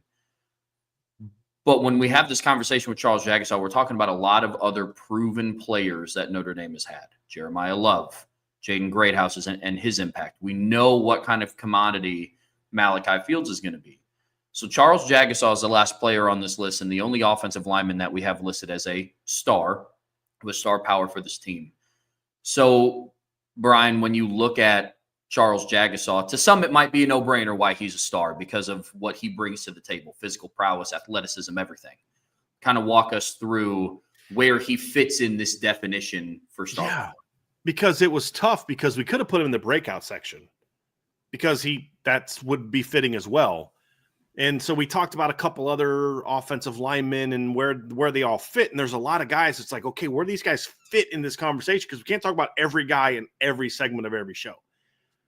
So when we talked about Charles Jagusah, it really came down to this. This is the biggest projection of this group. Jeremiah Love's already a star. I think Malachi Fields, if he just repeats what he did at Virginia, has the star impact on this team. And I just broke down of making the case for why Jaden Greathouse is kind of already there. Jagusah is the biggest. He's here and star is here. So we could have easily talked about him in the offensive line segment, but here's why we went with him here. Because if the 2 offensive linemen that we're going to talk about in the breakout session play to their full potential, I still don't think they're stars. I think they're really good. I think they're probably like postseason All-American type of players. But when I think of a star offensive lineman, I don't necessarily think of Liam Eichenberg, who was outstanding for Notre Dame in 2020. And I've argued that Liam Eichenberg effectively, he wasn't as dominant as Ronnie Stanley, but on a per-snap basis was far more effective in 2020 than what Ronnie Stanley was in 2015 and what Mike McGlinchey was in 2017. The difference with Liam Eichenberg and those guys is Liam wasn't dominant like those guys were dominant. And when I mean dominant in this regard, he was dominant from the standpoint of he did his job and he won every single rep. You just weren't going to beat him. But he wasn't going to come off and do to you, for example, like Liam wasn't going to have the type of block that like Anthony Knapp had, for example, to spring Jeremiah Love for a 98-yard touchdown. He wasn't just going to come off and take an all Big Ten in and just drive him off the ball like that. He was going to get in his way. And if the other guy did his job, you were going to be able to have a play. But he wasn't going to have those type of plays. When I look at star power on the offensive line, I think of, yeah, Ronnie Stanley was an inconsistent player, but when Ronnie was on, he was dominant. And then, of course, you've got Quentin Nelson, who's the most dominant offensive lineman I've ever seen at Notre Dame. One of the most dominant offensive linemen I've ever seen. I mean, he's the Notre Dame equivalent of like Orlando Pace at Ohio State, who was just – they've had other All-Americans. They've had other first-round picks. They've never had an offensive lineman that just dominated the game the way that Orlando Pace did. And when I see Charles Jagusah, he has that type of potential. And what the reason he's in this conversation isn't just because, well, when he was in high school, he was this, or this. And he's 6'7" and 330 and athletic, and he's this, or this. No, we watched him against Penn State. We watched him against Ohio State, and we're like, that's a dude. That is an absolute dude. Now with a full season, off-season under his belt, he's gotten back to health. He's going to be inside at guard. I look at Charles Jagusah and say, I'm willing to project him to be a star player. I don't feel nearly as comfortable with it as I do with the other three players, but I feel like the way this line is going to play this year, I think somebody's breaking out and becoming a star. And I think he's the most likely candidate in that conversation. We'll talk about all 5 offensive linemen are going to fit into one of these categories, and 2 of them are going to be in our breakout category. But I feel like Charles Jagusah is the guy that has the opportunity that if he can play the game, be a little bit more assignment correct than he was against Penn State. But the level of physical dominance he showed in that game was like, dude, that is a monster right there. And he can be that kind of player, and I'm projecting this season that he will be that kind of player, especially in the run game. He checks a lot of the boxes that we talk about when we discuss what is a star player. That's how we started out the segment. What is a star player? It's you're a talented player, you're a productive player, somebody who's impactful in the big moments. I don't think it gets much bigger than the college football playoff semifinal and the national championship. If I recall, I think those are the 2 possible biggest stages that you could play on in college football. And when you look at what he did and his immediate impact, it's no mystery to me that Notre Dame had, 15 rushing yards in the first half against Penn State. Then he comes out starting at right guard in the second half, and they match what they did in the entire first half in the 2 first plays. It's not really a mystery to me that some of the best pass protection that Notre Dame had all season long was in the national championship with Charles Jagusah at left guard, a position that he might not even play in 2025, going up against Ohio State sack leader and JTT. So when you go and you look at his impact, to me, that checks the box. Even though we didn't get to see it against Stanford and Navy and Army and A&M, but where his impact is felt for me is the coaching staff was confident enough in him. Say, hey, look, we know you missed the first 14 games, 14 and a half games, really, but we're just going to go put you out there in the biggest stage that this program has been on in 30 years, and we trust you to go do your job. And for the most part, he did. There were some mistakes that he made. He made it at 100 miles an hour. Pulled the wrong way on a play, decleated the person, first guy he ran into. And so he checks a lot of those boxes for me. Now it's just going to be the consistency level. Can he do it? We saw him do it for a half against Penn State, for most of the game against Ohio State. Can that carry and translate over into a long season for Notre Dame? Because that is the one thing that we have not seen him do. And that's a question mark. But again, this show's not about question marks. We're talking ceiling here. And Charles Jagusah absolutely meets that criteria for me when we start talking about star power. Mm-hmm. It's easy to say, like, well, yeah, he's got to show this and show that. And I understand all that. But the reality is, put some skin in the game, put your neck out there and make a prediction. And that's what I'm doing. And as long as he stays. This is the only thing for me with Jagasol. Can he stay healthy? Like, he's shown his 5-star skill in all 3 games that he's played. But think about what I just said. In all 3 games that he's played. This is a big leap for a guy that's played 3 games. I'll admit that. But I think that's what he's capable of. I mean, when you look at what Quentin Nelson did in 2015, Quentin Nelson played like a star in 2015. Mm-hmm. He didn't just break out of nowhere in 2017. You go back and watch him in 2015. That guy was a monster in 2015. Never played a snap of football prior to that season. Because back then, to redshirt, you could not play a single down unless you had an injury. We've seen guys before go from not playing or not playing a lot into big-time players, and I think Charles Jagasol is going to have a chance to do that. And I think it also helps Charles Jagasol that he will be surrounded this season by other experienced players. He'll have Emil Wagner to his right. He'll have Ashton Craig to his center. He'll have Billy Schrouth and Anthony Knapp on the other side of the line. So it's not like he's got to carry the team in a lot of different ways. He doesn't have to be the leader of the offensive line. I don't need him to be a leader. I don't need him to say a word in meetings. I don't need him to say a word at practice. I'll let Emil handle that. I'll let Billy Schrouth handle that. I think Emil's going to be the potential captain from the offensive line. I need Charles Jagasol on Saturdays and one Sunday night to dominate. And that's all he has to do, dominate. And I think he's certainly capable of it. And I think, I mean, he handled pass pro in that Penn State game extremely well also. And so and Penn State's not a team that's got a bunch of bums up the middle of their defensive line either. So I thought that just showed that he's that kind of player. Yeah. Couldn't agree more. Could not agree more. Any final thoughts on star power for Notre Dame's offense, Bryan? Like, there's a lot of other guys we could talk about that could become this. And I think that's a big reason why I'm so excited about this football team, is because the argument in the past is who do we kind of put into the potential star power conversation? Now it's like, well, let's not put him in. Let's put him in a different segment. We had to talk ourselves out of putting certain players in this conversation so that way we could put shows together for different categories. But there's going to be, so like when we talk about Jadarian Price on Thursday, actually that'll be tomorrow. Thursday, because we're going to do defense tomorrow. We're going to talk about him in the standpoint of like, dude, if this guy's on a lot of other teams, he's a star player. Yep. He's an impact player.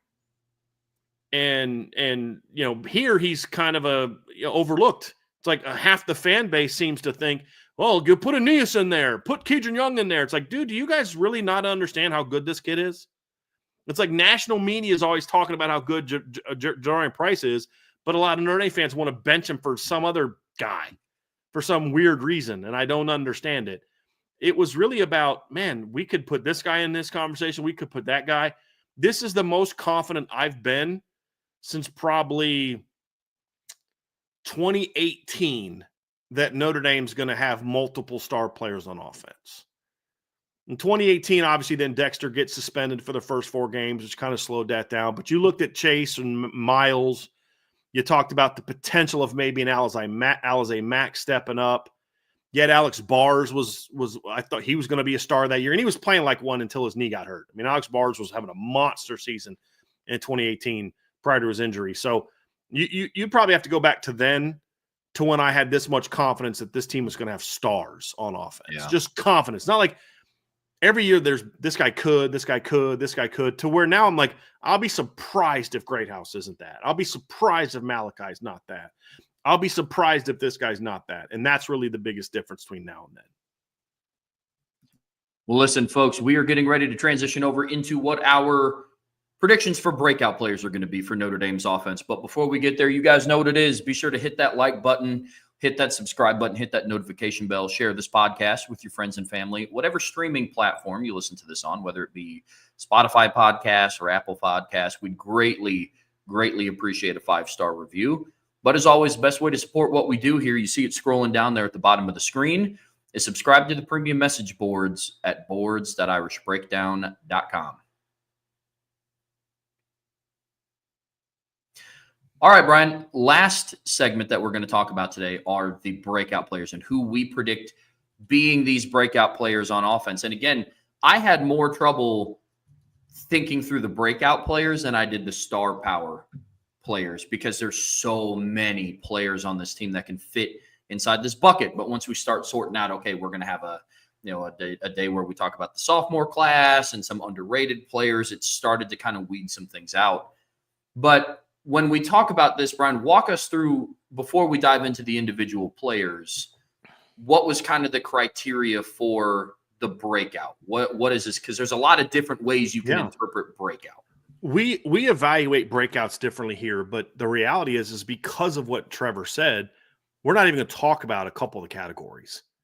And in the past, we've said a breakout is really when a guy breaks from one area of the team, like one aspect of his role, to another. Whether it's a guy that's never played that becomes a really important part of your rotation, whether it's a guy that's is a rotation player to a really good starter, and then a really good starter to a star. Like, there's different levels to being a breakout. There's a guy in this category that was a breakout last season that's going to be a breakout again in this season, but it's breaking out into different ways. Some guys break out and become star players. You know, Leonard Moore had a breakout last season that made him a star player. Drake Bowen had a breakout last season that was much different. He didn't become a star last season. Wasn't a star, but he was a pretty darn good player after being barely playing on defense, playing less than 100 snaps a year before. His breakout was not the same as like Leonard Moore's, and Riley Mills even had a bit of a breakout last season. He went from a pretty good player to an All-American player. So breakouts can be all types of different things, Trev, and they can be again, guys that didn't play that become key rotate. Donovan Heinisch to me had a breakout season last year. Didn't start, but he was barely played the year before, and he became a very important part of the rotation. Now, what that also leaves is guys can break out multiple times, so it's sort of breaking out into different categories. This year, however, the challenge was, I'm not going to spend time talking about a guy that didn't play that's going to become a rotation guy, because we've got all these other guys that are going to be kind of becoming more impactful players. You could have a conversation now. And again, we're only doing offense today.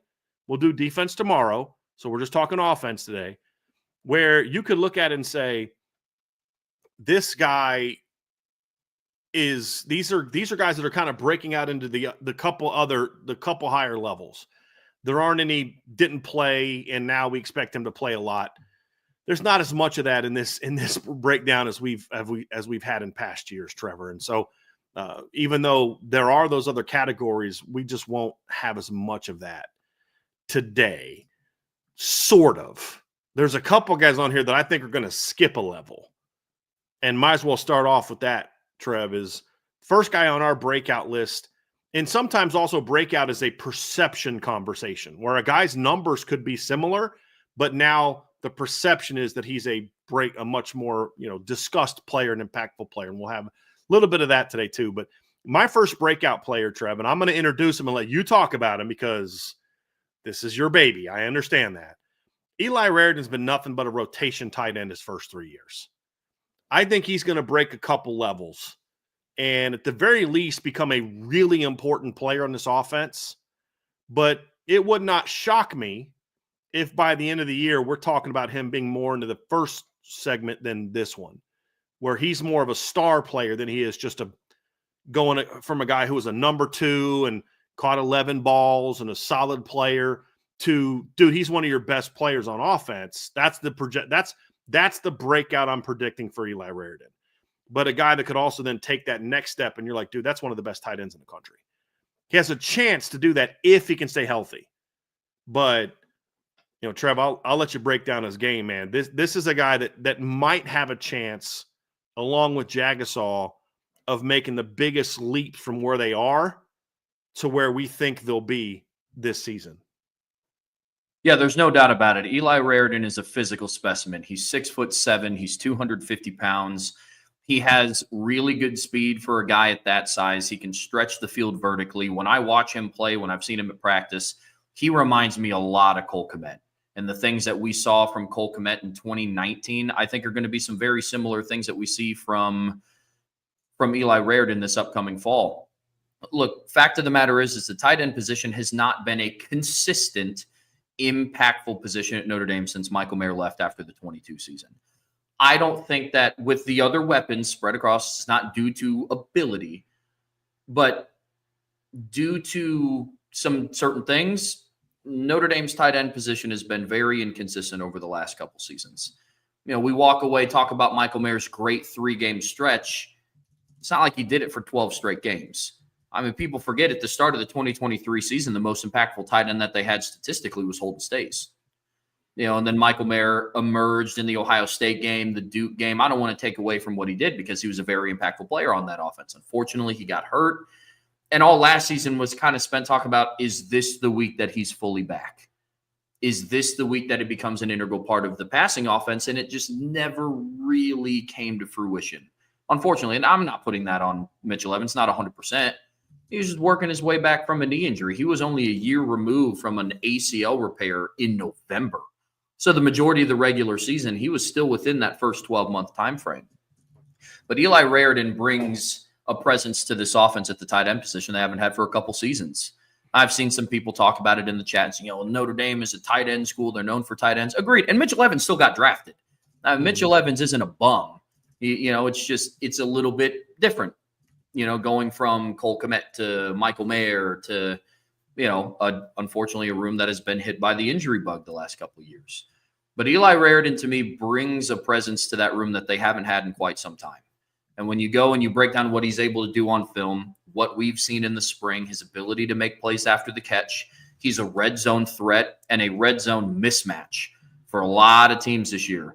Because one of the only teams from a safety position that could match up with Eli Raridan from a size standpoint is also in South Bend, Indiana. We saw it against USC, where they flexed out a linebacker to cover him in the red zone. The linebacker was 5'11". That is a mismatch every single day of the week, and I'm taking that every single day with 6'7" Eli Raridan. You started to see it in the national championship game a little bit. He's a very instinctive player. That's something that we saw from him out of high school. The biggest question for me with Eli is, can he stay healthy? And the further that he's putting those knee injuries in the rearview mirror, the more confident I am of saying, okay, he just went through his first fully healthy season. It also just happened to be the longest season in program history for Notre Dame. He followed that up with a healthy spring, and now he's heading into the summer and fall camp as the perceived number one tight end. He is a definite breakout player for me on this list, and I do think that he could have the biggest jump. I think later on in the season, he will start to get talked about like, hey, nationally, folks, Notre Dame has a tight end that's 6'7", and there is yet to be a team that has found a way to cover him. I also think he's going to benefit from a production standpoint from the fact that in our first conversation, we talked about Malachi Fields and Jaden Greathouse having star power. I mean, that's you can't cover everyone. And oh, by the way, we got to worry about Jeremiah Love and Jadarian Price and Aeneas Williams and Keedron Young in the backfield. I think early on he's going to benefit from that, but he's just a matchup nightmare, Trevor. I mean, he's 6'7", he's fast. I mean, you saw when USC put a linebacker on him, it was like, dude, that's not fair. Like, they could have done that so many more times last year. You look at the Ohio State game, there's multiple times Eli's coming open, or he's just running away from a linebacker and the quarterback just doesn't see him, or he's getting pressured and he didn't have time to get to him. He's another guy, look, there were plenty of times where you're like, dude, this guy's showing a little something. But this spring, we saw something completely different than what we saw then. And you're like, dude, that right there, that's the Eli Raridan we saw coming out of high school. Yep. And that's what gets you excited. Absolutely. And he will have to carry it and show. That's why he is in the breakout player category. But his ceiling is very, very high. And what we saw from him this spring is really, really exciting. The next couple players on this list, Brian, we're going to talk about as a group.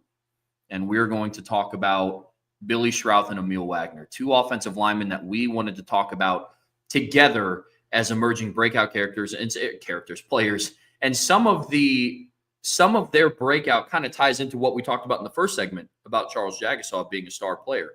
So when you look at Billy Schrauth and Emil Wagner, what kind of went into your decision of putting them into this category? Because Emil Wagner was the only offensive lineman they had last season that played 16 games. And so we start talking about what a breakout season looks for those two guys. Where does that conversation start for you? Well, the reason that they're here and not in the other categories, because I don't know if either of them are guys that if they play at their best, are they stars? Are they like the Quentin Nelson type of stars? I think Emil Wagner at his best is more of like what Liam Eichenberg was in 2020. Really good football player, maybe an All-American player, but not a guy you're going to be like, it's 3rd and 1, we're running behind that guy every time we get, again, he's just going to blow a guy up off the ball. Emil had some snaps like that. I mean, it's just like you can't put 3 guys in the star category. It's just like, okay, y'all are just straight homers, man. It's really it comes down to these guys have a chance to be potentially All-American type of players, really good football players, and they need them to be those type of players. And Emil last year was a solid, steady starter for Notre Dame. First-year starter, steady, solid, not a lot of huge moments, not a lot of down moments, just except in the postseason, just a lot of good moments. What I think we're going to see from Emil this year is the same level of consistency, but a higher level of overall play. And now his reputation starts to become one of the top players that's at his position. You know, I think he becomes one of the 6 to 7 best of most effective tackles in college football. Now, is he a guy that's going to go out and be a top 10, top 15 NFL draft pick? I don't see that, at least not right now. But I see a guy that's a really good, solid, steady football player that will be a year older, year stronger. The year older gives you a benefit in that you've now seen a lot of this stuff. He played almost 1,000 snaps last year. There's not a whole lot of moves he hasn't seen now. He had to go against Abdul Carter for a whole game. You know, he had to play against Jack Sawyer. He had to play against the cats from Indiana and the cats from Georgia and a lot of different players we saw last season. You know, Texas A&M's defensive ends. He's seen it. There's not a lot he's going to be unprepared for this year. But now he's going to say, okay, well, I got beat this time because the guy did this or I did this wrong. He now has that experience where now he can now apply those lessons to become an even more consistent player than he already was, but now an even more effective player. Because you can just be consistently steady player, or you can be consistently really good player. You can be a consistently elite player. I don't know that he's that, but he's definitely in that consistently a really good football player potential that I think now with a year under his belt, a year of focus. I also think that there's going to be a lot more asked of Emil this year from a leadership standpoint. And he strikes me as the kind of young man who will thrive in with that type of pressure. Like he almost seems like he kind of wants that sort of look at me as the leader of the room. I'm going to set the standard. I'm going to do this. And almost like it keeps him accountable. And so I think as he's going to get more looked at as you're sort of now, Rocco's gone and Coogan's gone and Joe Alt's gone and Blake, like you're now sort of the leader of this room. You're the vet. You're the most experienced starter we have on this football team. You've got more starts than anybody on the roster. You know, you're the guy that answered the bell for 16 games. We need you to kind of be the captain of that room. If he's not a captain on the team in general, he may be. But at the very least, he's got to be the captain of that room. And Emil strikes me as the kind of young man that has the temperament where that pushes him to be even better. Some guys kind of fold a little bit under that. Emil strikes me as the kind of guy that will benefit from that type of pressure being placed on him. I think it'll raise his level of play because he'll be like, look, I got to put in the work. I got to do this. I got to do that. I'm not following anybody else now. I'm not the first-year starter that's looking around like, what do I do, Rocco? You know, look, no, dude, I'm the dude now. And with Billy Schrauth, Billy's shown flashes of being a really good player. And of the two, I'd say Billy has the best chance of becoming a star. But he's far more inconsistent than what Emil has been so far. And he's also not been able to stay healthy. Obviously, last year he missed several games. He came back and played fine. But Billy Schrauth is an interesting one, Trevor, because I put these two guys in a category together. Because if this offensive line is going to reach its full potential, you need these two guys to be anchors of that line. You need them to be more consistent. Well, I'm confident that Emil's going to be more consistent. He's just got to raise his level of play at that. You know, what's the level of his consistency?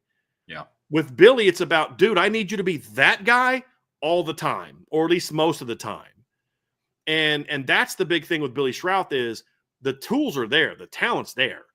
And he played most of last season on a leg that wasn't 100%. Now it's like, okay, dude, now you've got what's he got now? 16 career starts, 15 career starts now, 15. right? He started 12 last year, 3 the year before. He's got 15 career starts.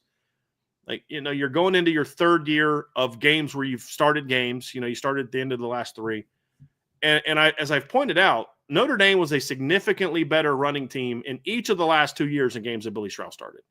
Yep. Each of the last 2 years. Like, it crazily better in 2023. In part because they played Wake Forest, Stanford, and Oregon State.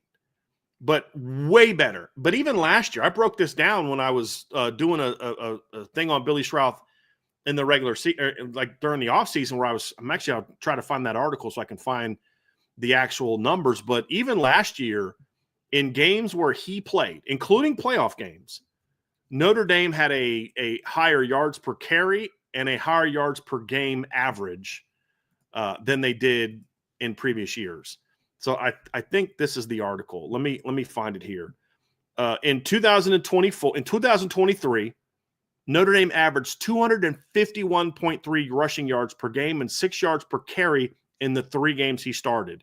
In the other 10 games, 166 yards and 5 yards per carry. Let's look at last year. In 2024, Notre Dame averaged 202.6 rushing yards per game and 5.8 yards per carry in the 12 games he started. That includes all 4 playoff games and Texas A&M. It averaged 196 rushing yards and 5.4 yards per carry in games he missed. Now, consider this. The games that he missed last season were against Miami of Ohio, Louisville, Stanford, and Georgia Tech. So, less competition, but still averaged more yards per play and more yards per carry last season. And so you could say that's a coincidence. I think it's hard for me to justify that it just happens to be a coincidence, because the only thing that changed when Billy came back last year was Billy. Yeah. It wasn't like, like in 2023, it was him and Ashton Craig got thrown in the starting lineup. And then you had Tosh and Jagasol in the bowl game. Last year, it was just Billy came back, and it was Billy. And so he wasn't even the best version of himself, but I just think he brings some of that to the table, Trev, where you're just like, you can't ignore what he does. The 4 games before Billy Stroud came back. So he played against Purdue in a game they went for 362. They went for 270 for Miami of Ohio, 117 for Louisville, 229 against Stanford, 168 against Georgia Tech. The next 4 games were against Navy, Florida State, Virginia, and Army. 2 teams not very good, 2 teams that are pretty good, including an Army and Navy teams that both had pretty good run defenses last year. They went for 265, 201, 234, 273, and then you can look at the USC game, so 5 straight games, 258. He comes back in starting lineup, and immediately they're more consistent and more dominant. That's not a coincidence. Now, if he can become a more consistent player, then I do think he has a chance to become a true star. But I just need to see – he's the one that I have more reservations about. I need to see that consistency, much more so. Now, that's a little hypocritical when I have a guy that's got 3 career starts in my star category, but he also doesn't have Charles Jagasol's size, athleticism combo, power. I mean, just Jagasol's just got a different level of skill set. But Billy's the next guy on my list that could be a star offensive lineman if he can put it all together. Mentally, physically, consistency, and all those type of things. He's got a chance to be special, but at the very least, you need him to be this kind of breakout where he goes from what he was last year to another level where he's considered one of the better guards in college football. That's the breakout for me for Billy Stroud that I'm predicting. I think at the very least, he's going to be considered one of the 5 or 6 best guards in football this year. That's a breakout. Becoming a star is you're considered one of the 2 or 3 best guards in all of college football. He's capable of it, but for now, I'm putting him in a meal here. And I put him together because I really think Notre Dame needs both of those guys to step up and be that kind of player this season. Yeah, I couldn't agree more. These are 2 guys that both have a lot of show me to them. Emil Wagner started all 16 games. He also came in second on the team kind of by a lot in pressures allowed with 29. He's going to have to raise his level of play. But if he does that, he falls back on that level of consistency. So if he can take that next step and just be a really solid player for Notre Dame, I think their offensive line takes that next step. And then with Billy Schrouth, you guys know this, I'm a big show me person, and I just need to see him for, 13, 14 games in a row. In 23, he started the final 3 games of the season. Had a really good game against Texas A&M. I mean, nobody had a good game against Northern Illinois. But again, I don't think Notre Dame lost to Northern Illinois because of what Billy Schrouth did. And then Purdue in the first half that we saw him play, picked up where he left off from Texas A&M. I just now have to see it. Hopefully he can stay healthy, but if he does, it wouldn't surprise me if Billy Schrouth took that next step either. So I'm with you there. I'm definitely with you there. Brian, I'm a little frustrated right now. I got to go off on Andrew Gilmore real quick. 3 comments in a row he's made now that I agree with. You're messing up our flow, dude. We're not supposed to be agreeing on stuff. This is how we play this game. You say something, I disagree with it. 3 in a row now in the chat he's made a comment with. But the comment he made is actually, I'm bringing it up because it's relevant to this conversation. I do think Billy Schrouth and Anthony Knapp they have a natural connection. Like they do. Forget all the who should or shouldn't be at left tackle, whatever. This is what it's going to be, and that's what we're going to focus on. They do. Like Billy immediately got better the minute Billy Schrouth Anthony Knapp got better the minute that they put Billy Schrouth into the game. And I don't think that's a coincidence. I really don't. And he talked about how they looked in the spring game. What's even more interesting about the spring game part is they haven't played a whole lot of snaps together this spring.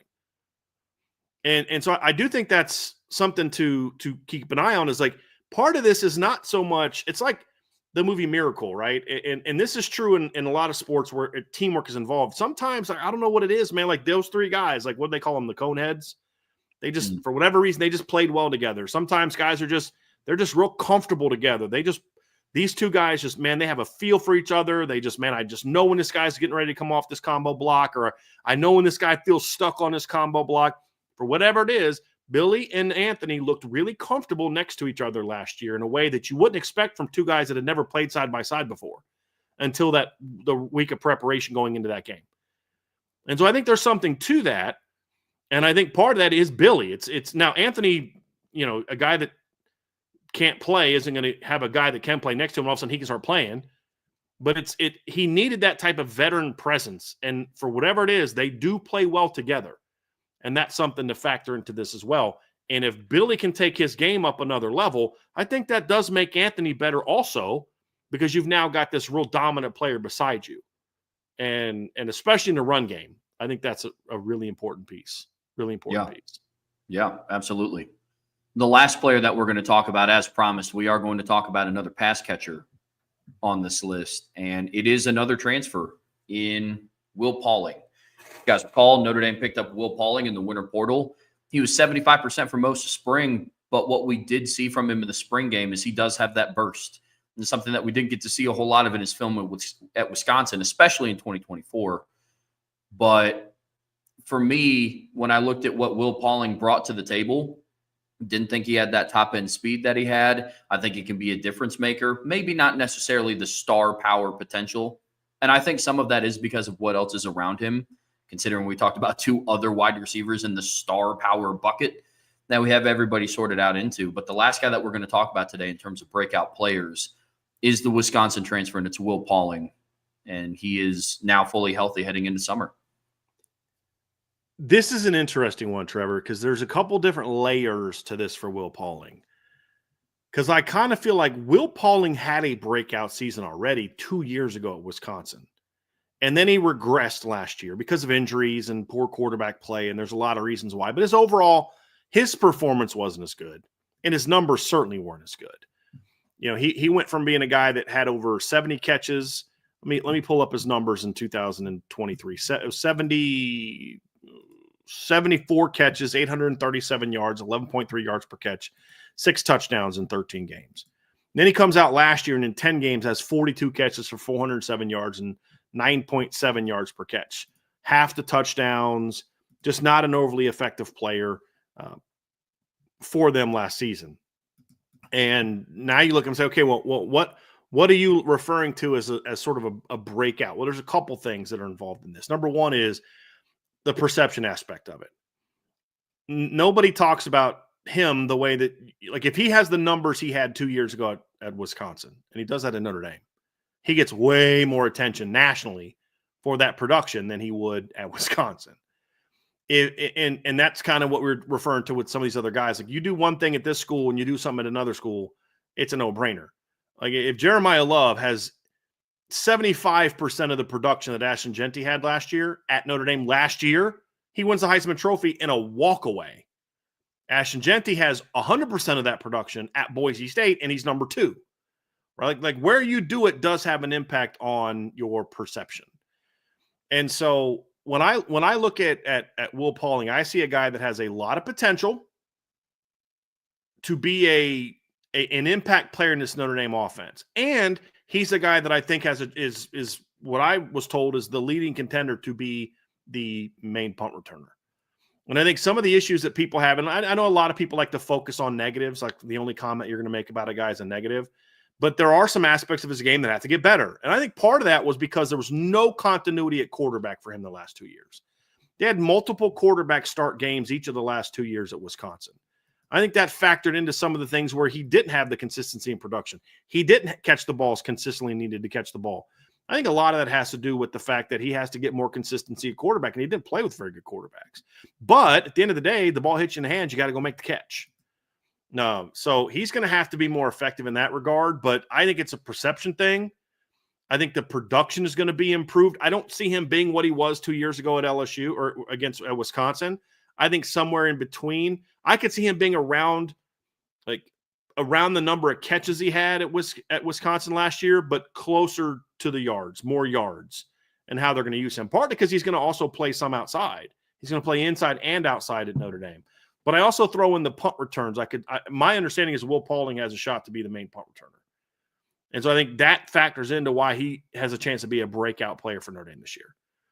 And he's the guy also, Trev, part of his breakout's just going to be you can't cover everybody. Who benefits from that? Who benefits from the attention that's going to be on Jeremiah Love and Malachi Fields and Jaden Greathouse and those type of players? That's going to be the key. So do I see Will Pauling becoming a borderline star? No. Do I see him being a guy that's a really impactful player as part of the rotation? Yes. And that's the breakout for him. Plus, you throw in the special team, something he did not do at Wisconsin that I believe he's going to get an opportunity to do at Notre Dame. Yeah, he provides a lot of ability after the catch, and that's something that we talked about all last season, that Notre Dame needs more of that. Needs more of that. He's very fast. He has good ability after the catch, and it's what Notre Dame's receiving core has been lacking for the last couple seasons with any certain level of consistency. I'm with you, man. I'm not expecting Will Pauling to be what he was in 2023. Wouldn't be upset if it happened, but just with the amount of targets and right, the opportunity. I don't see the opportunities being there for him, Trev. No, but he needs to be when his number is called. Yep. Just do your job, and that's a breakout season. Yeah. In my eyes, it's hey, look, there is going to be a game, and I don't know when it's going to be. Not predicting that, at least not yet, because we have all that stuff to talk about later on in the summer. There's going to be a game where it's, hey, look, Malachi Fields, there is a defense out there that's going to say, hey, Malachi Fields is not beating us down the field this year. Jaden pulled a hammy. Yeah, there's going to be something. Or even a day where it's like, hey, like CJ for whatever reason or Kenny for whatever reason is just not comfortable looking at Jaden Greathouse today. Couldn't tell you why. The coverage is, yeah. Mm-hmm. There's going to have to be somebody that steps up. Or it's just as simple as, dude, we're good enough to take Malachi out with our star player, and we're going to game plan to make sure that your middle guys, Eli and Jaden, don't beat us. If you're going to beat us, you're going to have to beat us with your Z. And you're going to have to beat us with your Z in the pass game. We're going to put safeties down. We're going to shut down. Because, like, we talked about this last year.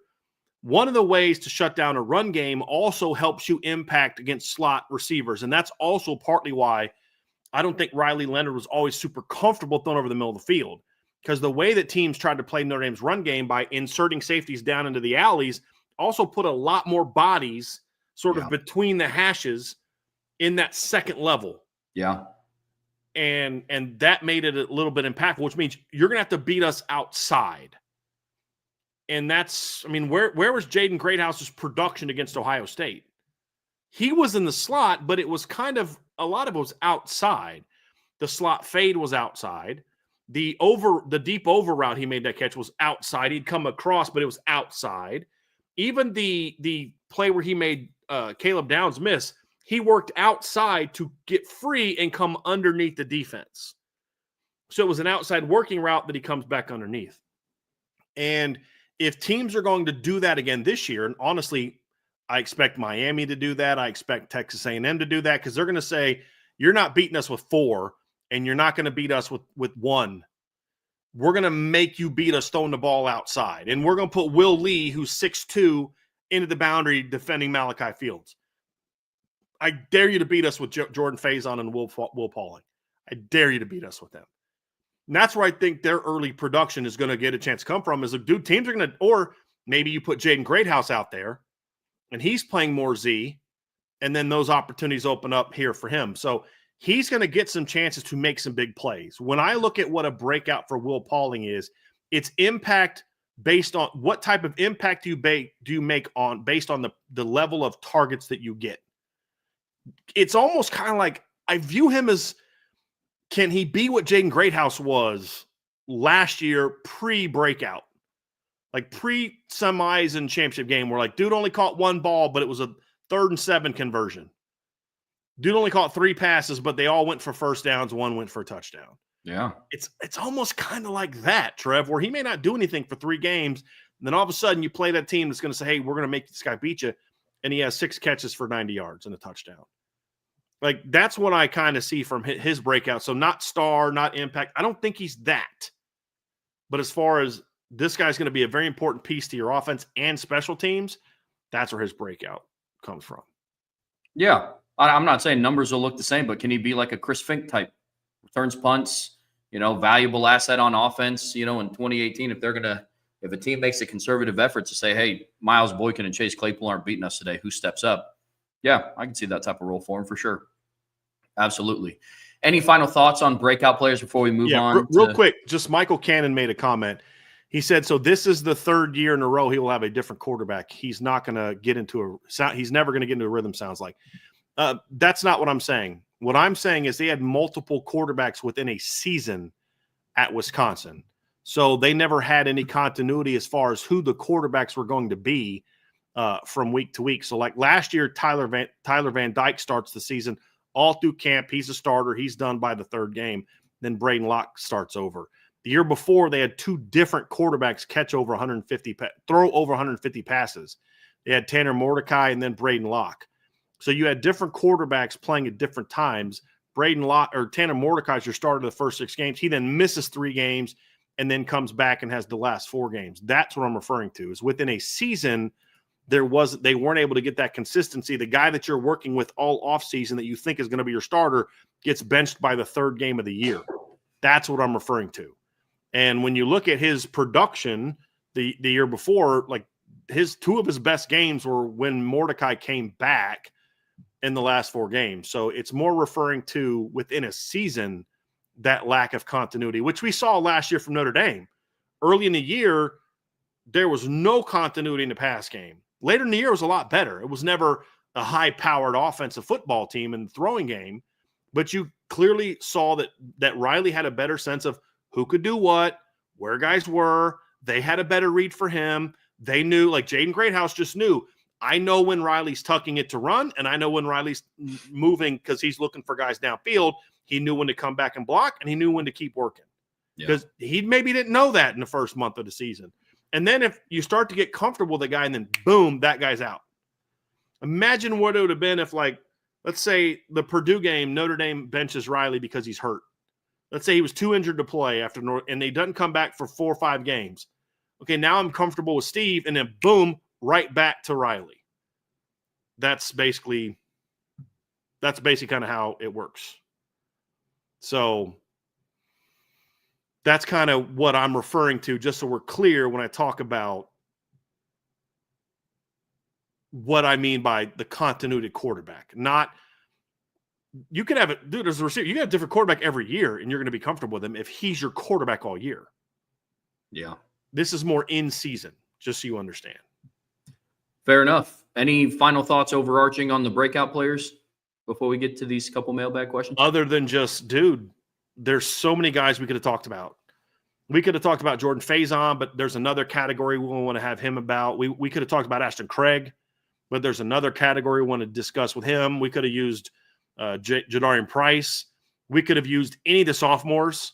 Yeah. We could have talked about CJ Carr, but we're going to use him for a different show. We could have talked about Keedron Young, Aeneas Williams. We could have talked about Micah Gilbert, who I think is going to have a bit of a breakout this year in the number, like the low level sense of didn't play and now becomes a regular important part of your rotation.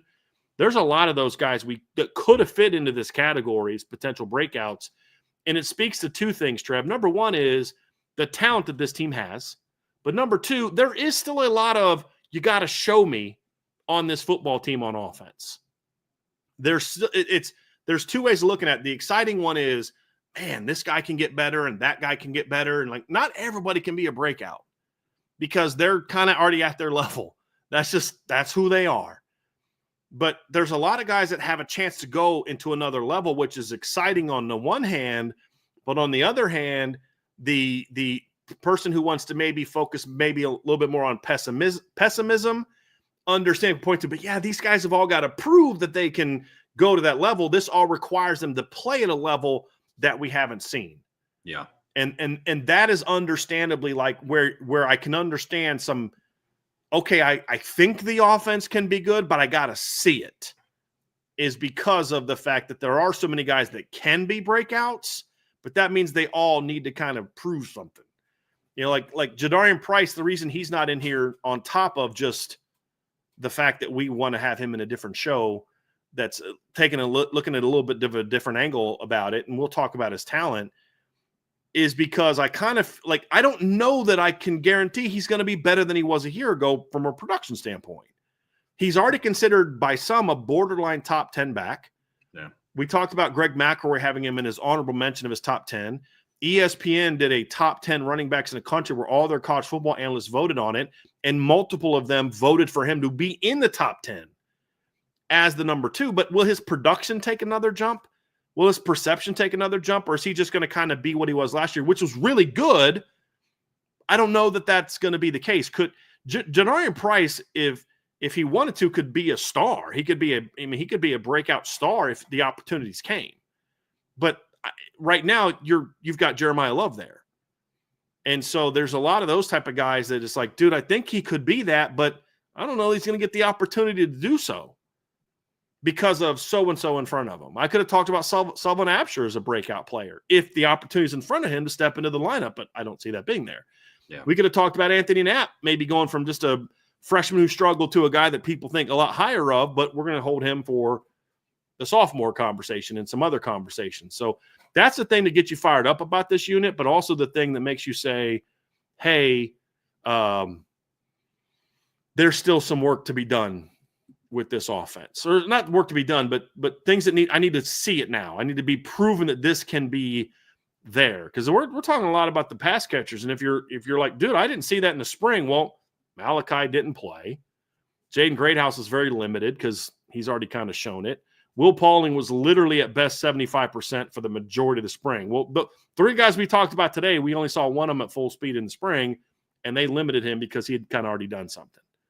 So that's kind of the interesting thing about it is like, you know, I need to see it. Like Trev always says, you got to show me. I got to see it.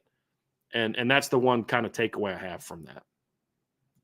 Absolutely. I'm with you. And as the season has progressed, as the offseason has progressed, I'm sure that you guys have noticed, Brian's even brought it up a couple times, that the show me mentality with the wide receivers specifically is slowly starting to ease my mind. It's transitioned more from, you know, pessimism more to cautious optimism, because I will always still be I have to see it. I know Will Pauling did what he did at Wisconsin. I need to see you do it with a gold helmet on. I know Malachi Fields did it at Virginia and did it against players who had the golden helmet on, but I just need to see. Dude doesn't even have a number yet on the roster. I just got to see it. And it might take me all of 30 seconds after I see it happen in a summer camp. First back shoulder catch of practice. Literally. Uno. All right, I'm good. Literally. It's like, okay, I have now seen it. But part of that is in the spring, I got to see some things from this group that it's like, okay, these are some things that I hadn't seen before. It leaves you in a good spot. Before we get out of here today, we do have a couple of mailbag questions in here. Bryan, did you want to separate that into? Okay, cool. Sounds good. We have some mailbag questions to get to. But before we get there, folks, please be sure to hit that like button, hit that subscribe button, hit that notification bell, share this podcast with your friends and family. But the best way to support what we do here is subscribe to the premium message boards. You see it scrolling down there at the bottom of the screen at boards.irishbreakdown.com. All right, man, we got a couple of mailbag questions that we have to get to before we get out of here today. And again, if you guys want to get your questions in, because we only have 4 set aside right now, please be sure to put a little MB for mailbag or use a little mailbox emoji. That lets us know that we can set those aside. We'll get to those. But without further ado, we got a couple of questions. First one from Christopher Murphy. Which game is most likely to be a trap/upset alert? Christopher, we'll talk more about this next week. That'll be one of the things we do when we get into the storylines of the Notre Dame schedule. But we talked about this last week, Trev. I think the best option for trap game for me as I look through it is probably NC State. We'll dive into more reasons why, but I look at a quarterback that's got impact potential. I look at a team that runs a little bit of a funky defense, although I'm curious to see what the defense looks like now that Tony Gibson's, head coach somewhere else. So that'll be interesting. But I look at it, Trev, and I see that is also sandwiched between Boise and USC. And I'm someone who looks at a trap game as it's clearly defined. It's a trap game. It's something that, what is a trap? You don't see it coming. It's like it's kind of just kind of creeps up on you. Well, when a game is kind of like a standalone game or it's the biggest game of a stretch, that you could lose it, but it doesn't make it a trap game. Trap game is usually, in my opinion, is either right before or right after a big game or sandwiched between a couple games. That's why Marshall was our trap game in 2022. It's because it was after the Ohio State game, and you run the risk of you lose and you're dejected and you're not there mentally, or you win and you start feeling really good about yourself, both of which can lead to you overlooking a team like Marshall, which is exactly what happened. We talked about potentially having Northern Illinois as a trap game. I don't remember if that's the one we settled on or not, but it was certainly something that we discussed as a potential trap game because of similar thing. Right after A&M, team you're going to overlook. You've got, you're headed to Purdue the next week. It's a Big Ten team. What is it? Are you going to be locked in for that game? And they weren't. I think NC State's the one that makes the most sense to me. And there's a couple others that we'll discuss when we get to that segment of the show next week. But that's the one that I've so far settled on the most. We may change it a little bit next week, but that's where I'm at right now for that one, Trev. As the season starts to unfold, it wouldn't surprise me if it was also Pitt. You got Navy at home at night the week before. It's always a physical game. I don't care what the final score says. Yes, I know Notre Dame beat Navy last year 51-14. Still a physical game because of the style of football that they play. Something that you have to prepare for. We kind of debunked it a little bit a couple of shows ago. I don't think that there's like the hangover from the Navy game of like, that's spent all week preparing. It's been a long time since that was a real thing. And I don't think that will be the case.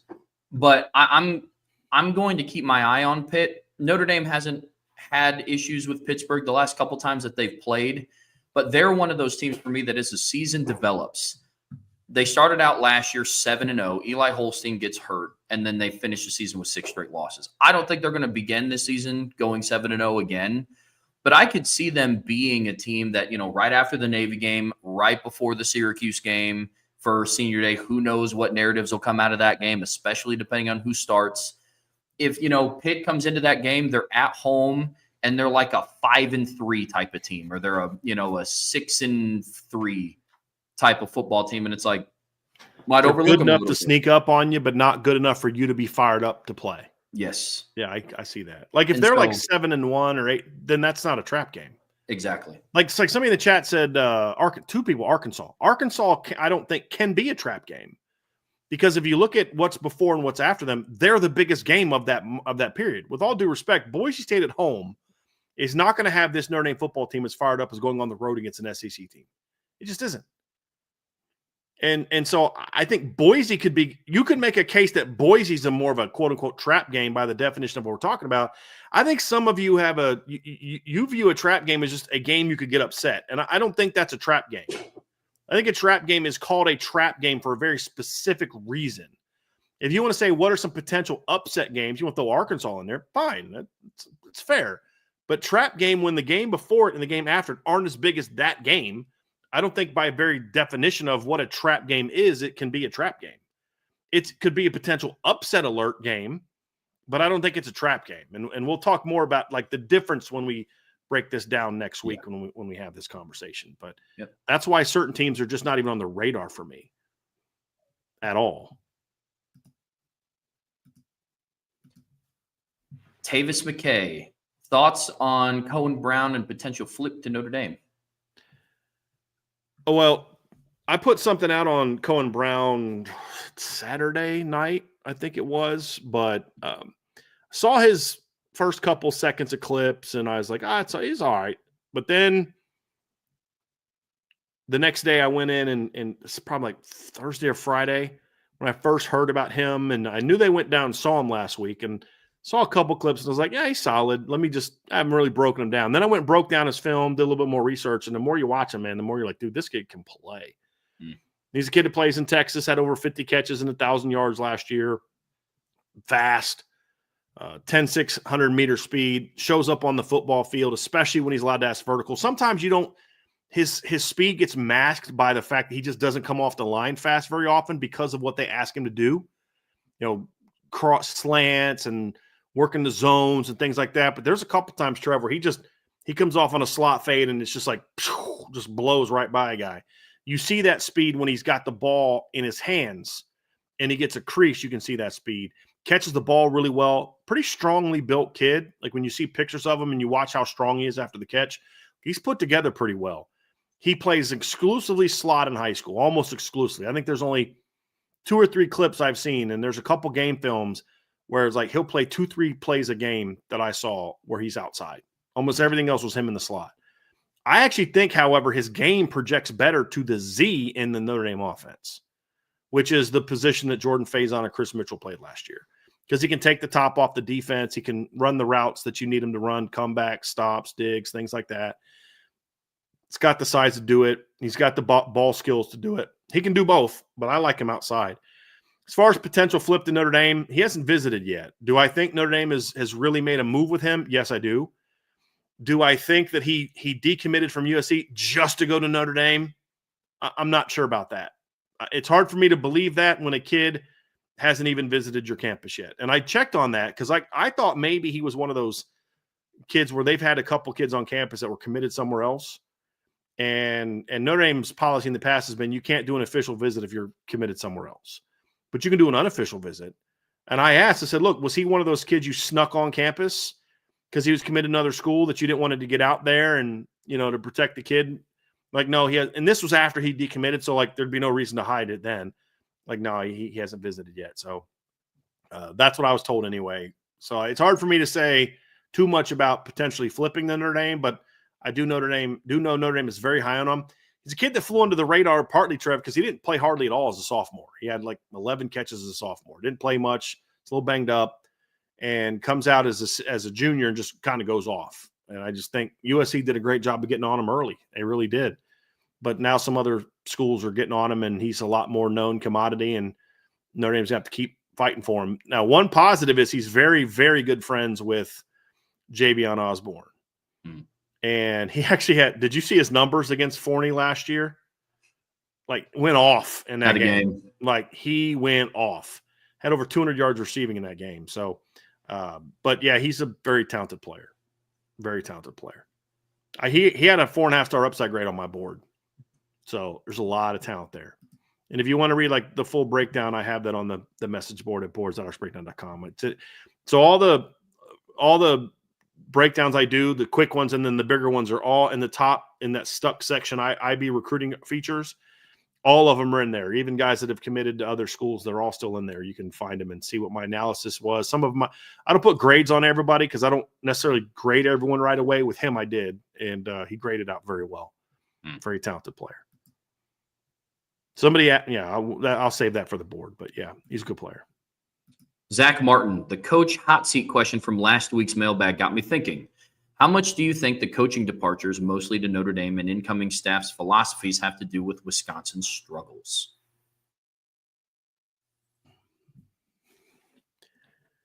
I don't know about the departures having a whole lot to do with it. I mean, you had Geno left, and then obviously Mike Brown left. I mean, that's part of it. But I think the bigger issue is you talked about the incoming staff's philosophy. I think Luke Fickell went away from what kind of is his philosophy, and then also went away from what works in Wisconsin. Sometimes a mistake you can make is a school's been doing this, that staff got let go, so I got to completely change what they're doing. No, the philosophy wasn't the problem. The implementation of that philosophy was the problem. You're at Wisconsin.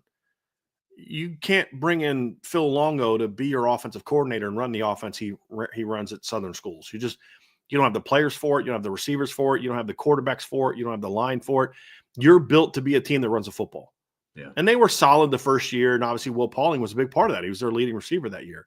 But you're just watching them play. You're like, they don't have the players to be able to effectively run that offense. And I don't feel like they built around the players that they did have these last two seasons. And so, you're going into 2023. You got Braylon Allen at running back. And this is a kid who's 6'2", 230-something. He's had back-to-back 12-yard seasons, and you're trying to turn him into an air raid running back. You're trying to turn him into Michael Carter and Javonte Williams. I think that was the mistake he made, is you should have run a philosophy that was built more towards – and look, it doesn't mean you can't run spread stuff, but you can be a spread team and run power football. I mean, go look at what Oklahoma did back in the day when they – everybody talks about that high-powered offense they had with Sam Bradford back in the day. People forget that team had 2,000-yard running backs on it, and Chris Brown and DeMarco Murray. There are air raid teams that run the ball a lot, spread teams that run the ball a lot.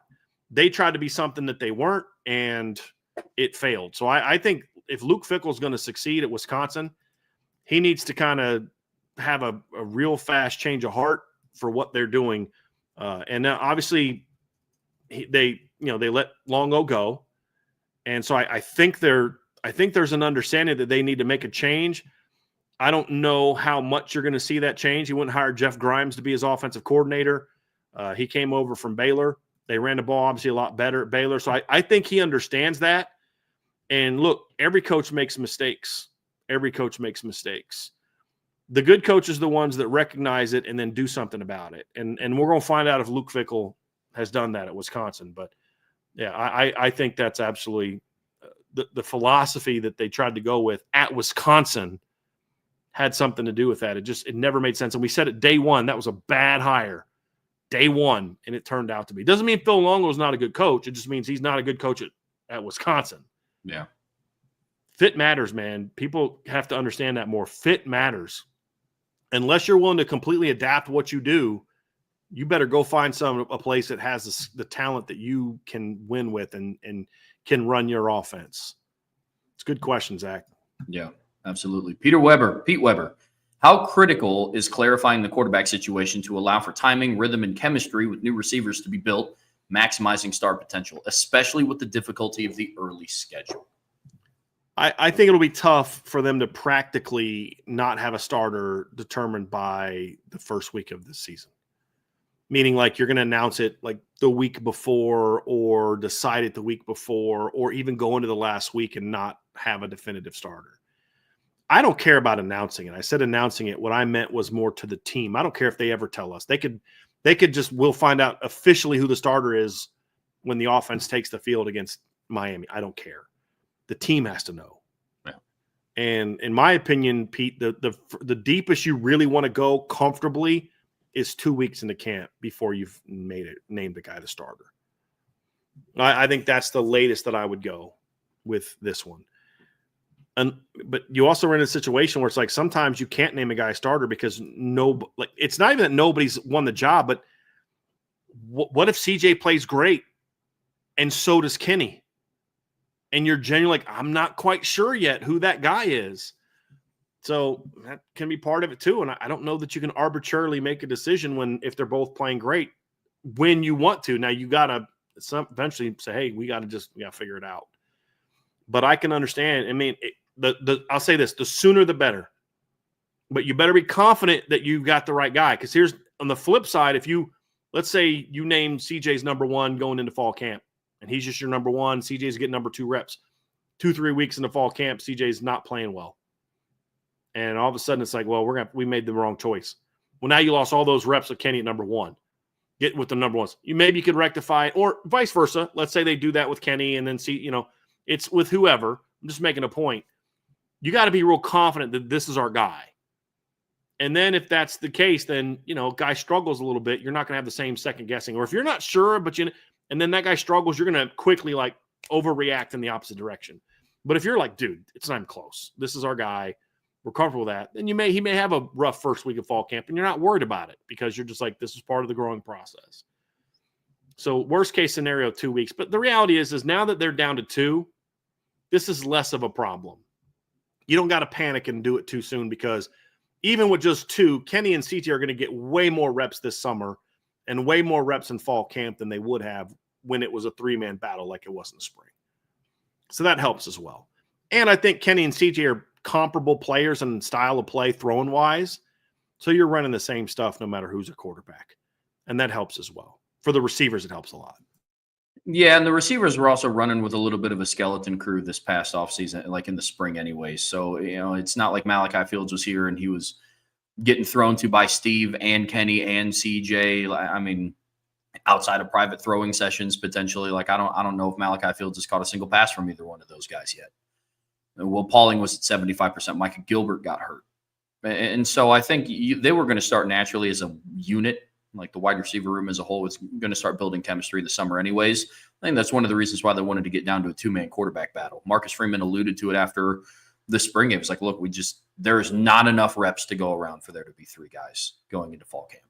So, well, that's a good question though, Pete. It's a good question. I am Tenzin. Are you happy about Boise State being on NBC instead of Peacock? I am, even though I have Peacock anyways. Yeah, I just felt like that needed to be a national game. Honestly, I think nationally more people are going to care about that game than NC State. So, yeah, I'm happy with that.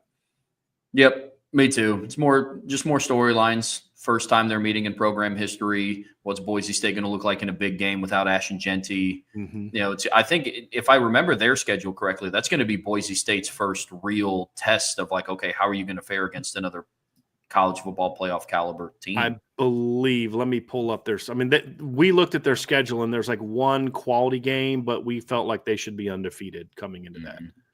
So they start off with, let's see here. They've got USF on the road first game, Eastern Washington at home, bye week at Air Force, home against App State. So USF, with what the guy from Tennessee that's their head coach, and I'm drawing a complete blank on his name. Alex, I think it's Alex something. Hold on a second. It's going to bother me. Oh gosh. Is it Golash? Is that their name of their head coach? Alex Golesh. Yes, that's who it is. So I was kind of right. But he's doing some nice things there. They're coming off a year where they showed some promise, went 7-6, went to a bowl game, beat San Jose State in a bowl game. But they're not that great. But if you don't play well, they can beat you. Air Force on the road, that's a team that's always a little bit tricky when you're a team like Boise. But they should be 4-0. So as far as to your point, Trev, is that it's really the only game that they have all year against a playoff caliber opponent. The rest of their games are New Mexico, UNLV, Nevada, Fresno State, San Diego State, Colorado State, and Utah State. So it's their one chance to show. It's not even about beating Notre Dame. They gained a lot of respect by just being competitive against Oregon last year. Lost the game. Yeah. It was a 3-point loss, and Ashton Genty went off in that game. So it's dude, that's a team that can go toe-to-toe with and that helped them with their one loss. And so it's similar. And it not only helped, they were going to get in no matter what, but it helped them be ranked high enough to get a bye instead of having to play, Texas in the opening round. They get the bye, and then they get to play Penn State in the quarterfinals. So they just need to be competitive against Notre Dame and then win the rest of their games. They do that, they'll be in the playoff and be in the conversation for, potentially even hosting a playoff game, but if they don't get the bye. But yeah, that'll be the key. Just being competitive and then being more convincing in some of their wins. Oh yeah. But I don't see that happening. But to his point though, I would much rather that game be on national TV. Oh, me too. They're a team that's going to come. They're not going to flinch. They went into Autzen Stadium and played Oregon when they were a top 5 team and played them hard. And a lot of the players from that team are coming back. So, yep. Some people have to understand is like, here's this question that says from Jay Carr. He says, Boise State made the playoff. They don't deserve to get stuck with the Peacock exclusive game. I think you guys are misunderstanding what Notre Dame is trying to do with their Peacock game. They want to eventually start getting more games that will attract attention on Peacock so more people will sign up. So it's actually would have been a bit of a how do I say this? Sort of a nod at Boise State as opposed to an insult to Boise State to have that game on Peacock, because they would think that it has a chance to draw more eyes. So I think ultimately that's the goal, is you want to have Peacock to grow more, because Notre Dame, it's not just for games, but the more people on Peacock, the more times there's more an advantage to do some of the off-season stuff they've done. The Here Come the Irish thing. Like if more people are signing up for Peacock, then you'll start getting more of that stuff. So I don't think it's a shot in the face to them. So like you say, they don't deserve that game. And again, I don't like it either. I don't like it, but it's not. There's a difference between saying I don't like the Peacock only game and I don't, and saying it's disrespectful to this team to have them on there. Actually, I think the opposite. They chose Louisville last year because they thought it was going to be a big game. It was a revenge game. It was a strong opponent. It was all those type of things. It was because of that they had it on there last year. Yeah. So you don't have to like it. I don't like it, but I'm just understand why they're doing it. It would not have been an insult to Boise State to do that. If anything, it would have been a nod to them. Like, hey, we think you guys can help us draw some eyeballs over to on the Peacock Network.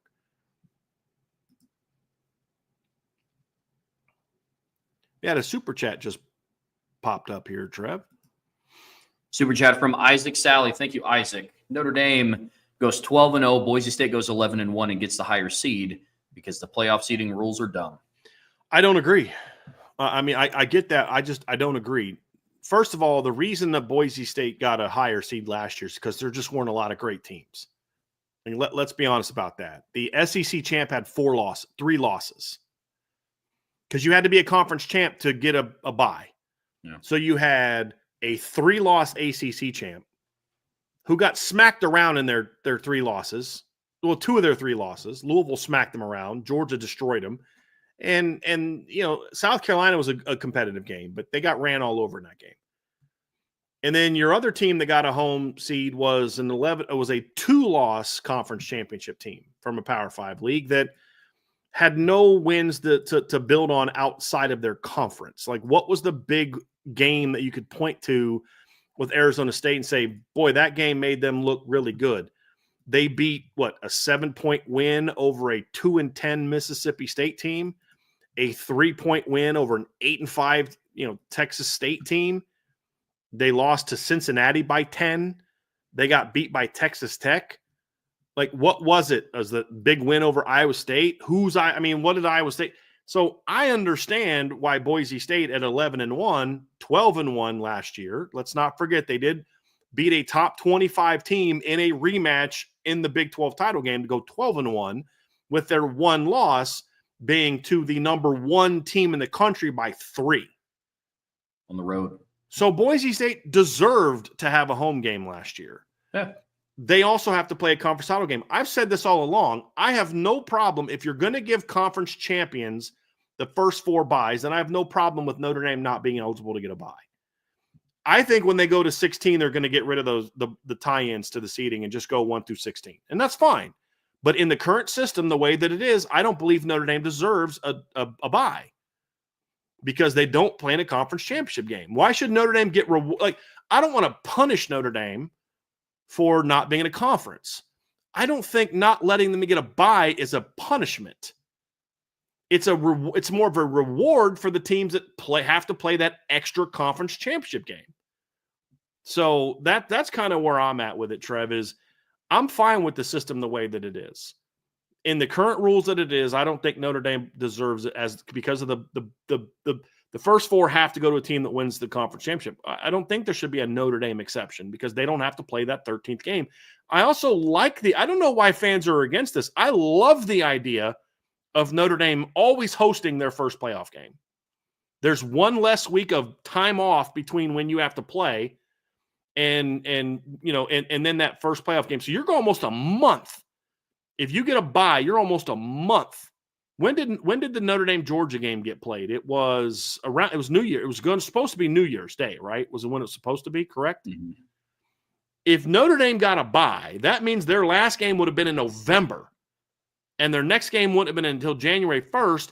And there's a potential that the team that they played would have had 2 games since they played Notre Dame if they also played in their conference championship game.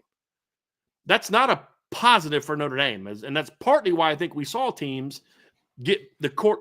Part of the reason all the higher seeded teams lost last year is in every instance I felt the team that lost was not as good as the team that won. Texas was better than Arizona State. Ohio State was better than Oregon. Notre Dame was better than Georgia. And Penn State was better than Boise State. But I think the fact that those teams all had a game about a week before also helped them kind of work out some of the kinks to help them get ready for that game. There's no downside to that for me. Of Notre Dame having to play in that first round without having to play in the conference championship game. I just don't see the downside of that. So I don't think they're dumb. I think they make sense. And if SMU would have won their conference last year, then Boise would have been an even lower seed. Yeah.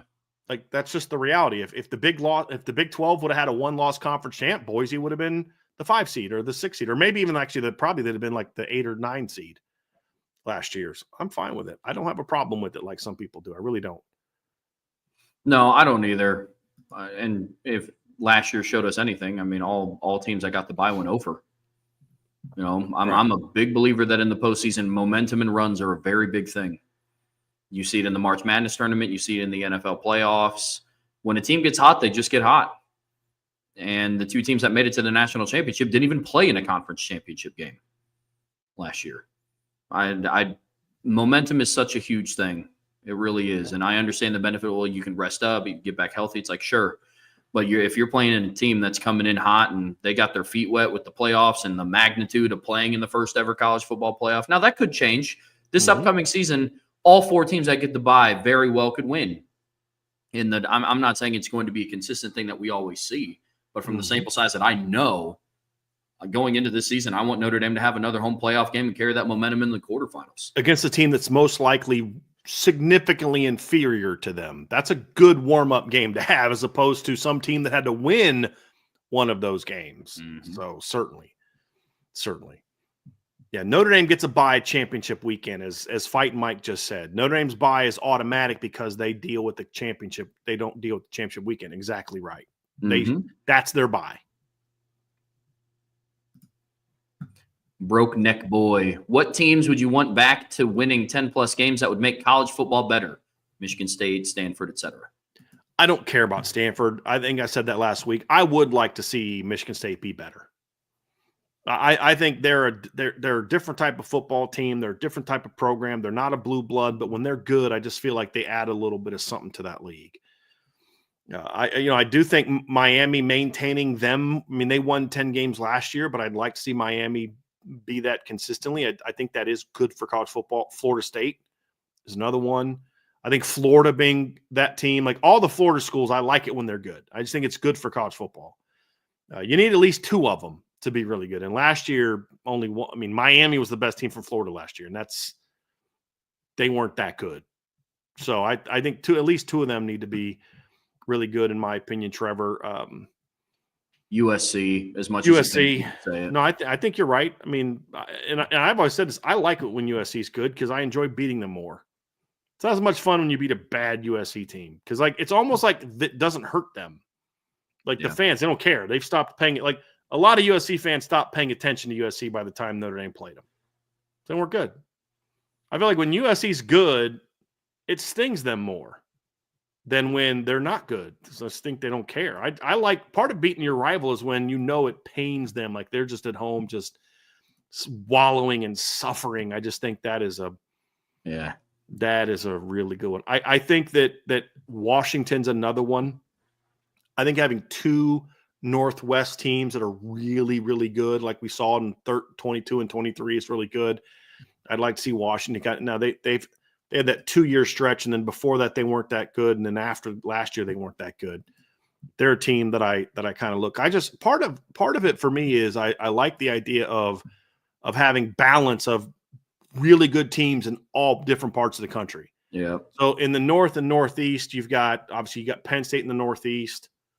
I'd love to see like a Syracuse or a Pitt like be really good to give that other Northeastern type of flavor. Then you've got like the North/Midwest, which is like Ohio State, Michigan, Notre Dame. I'd like to see like, to me, either Michigan State or Wisconsin should be really good. Just I need one of those two to be really good.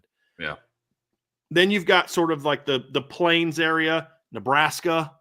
Like I want to see them get back to being really good. And then you've got sort of the Southwest, Texas, Oklahoma, A&M. I like it when they're good.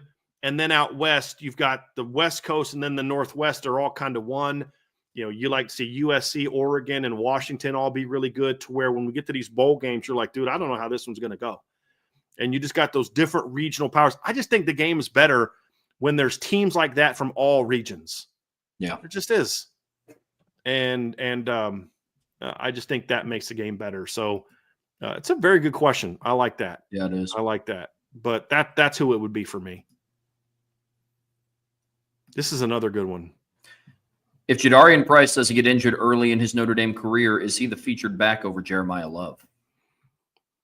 Maybe, because the way that they might have looked at it is him being a junior last year, he'll be the number one, Jeremiah Love's the 1B, and then Jadarian will go pro, and then Jeremiah takes over as the guy.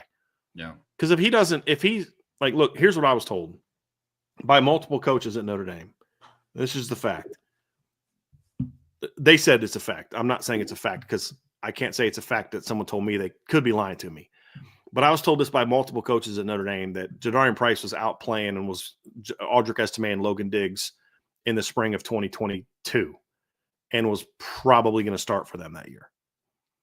And then 23 would have been his sophomore year as the guy, and then last year would have been his junior year. So you're talking about a guy that potentially could have been having, his second straight 1,000-yard season last year, and who knows where he would have been. But Jeremiah Love also is a stud, and potentially still maybe he does become that guy.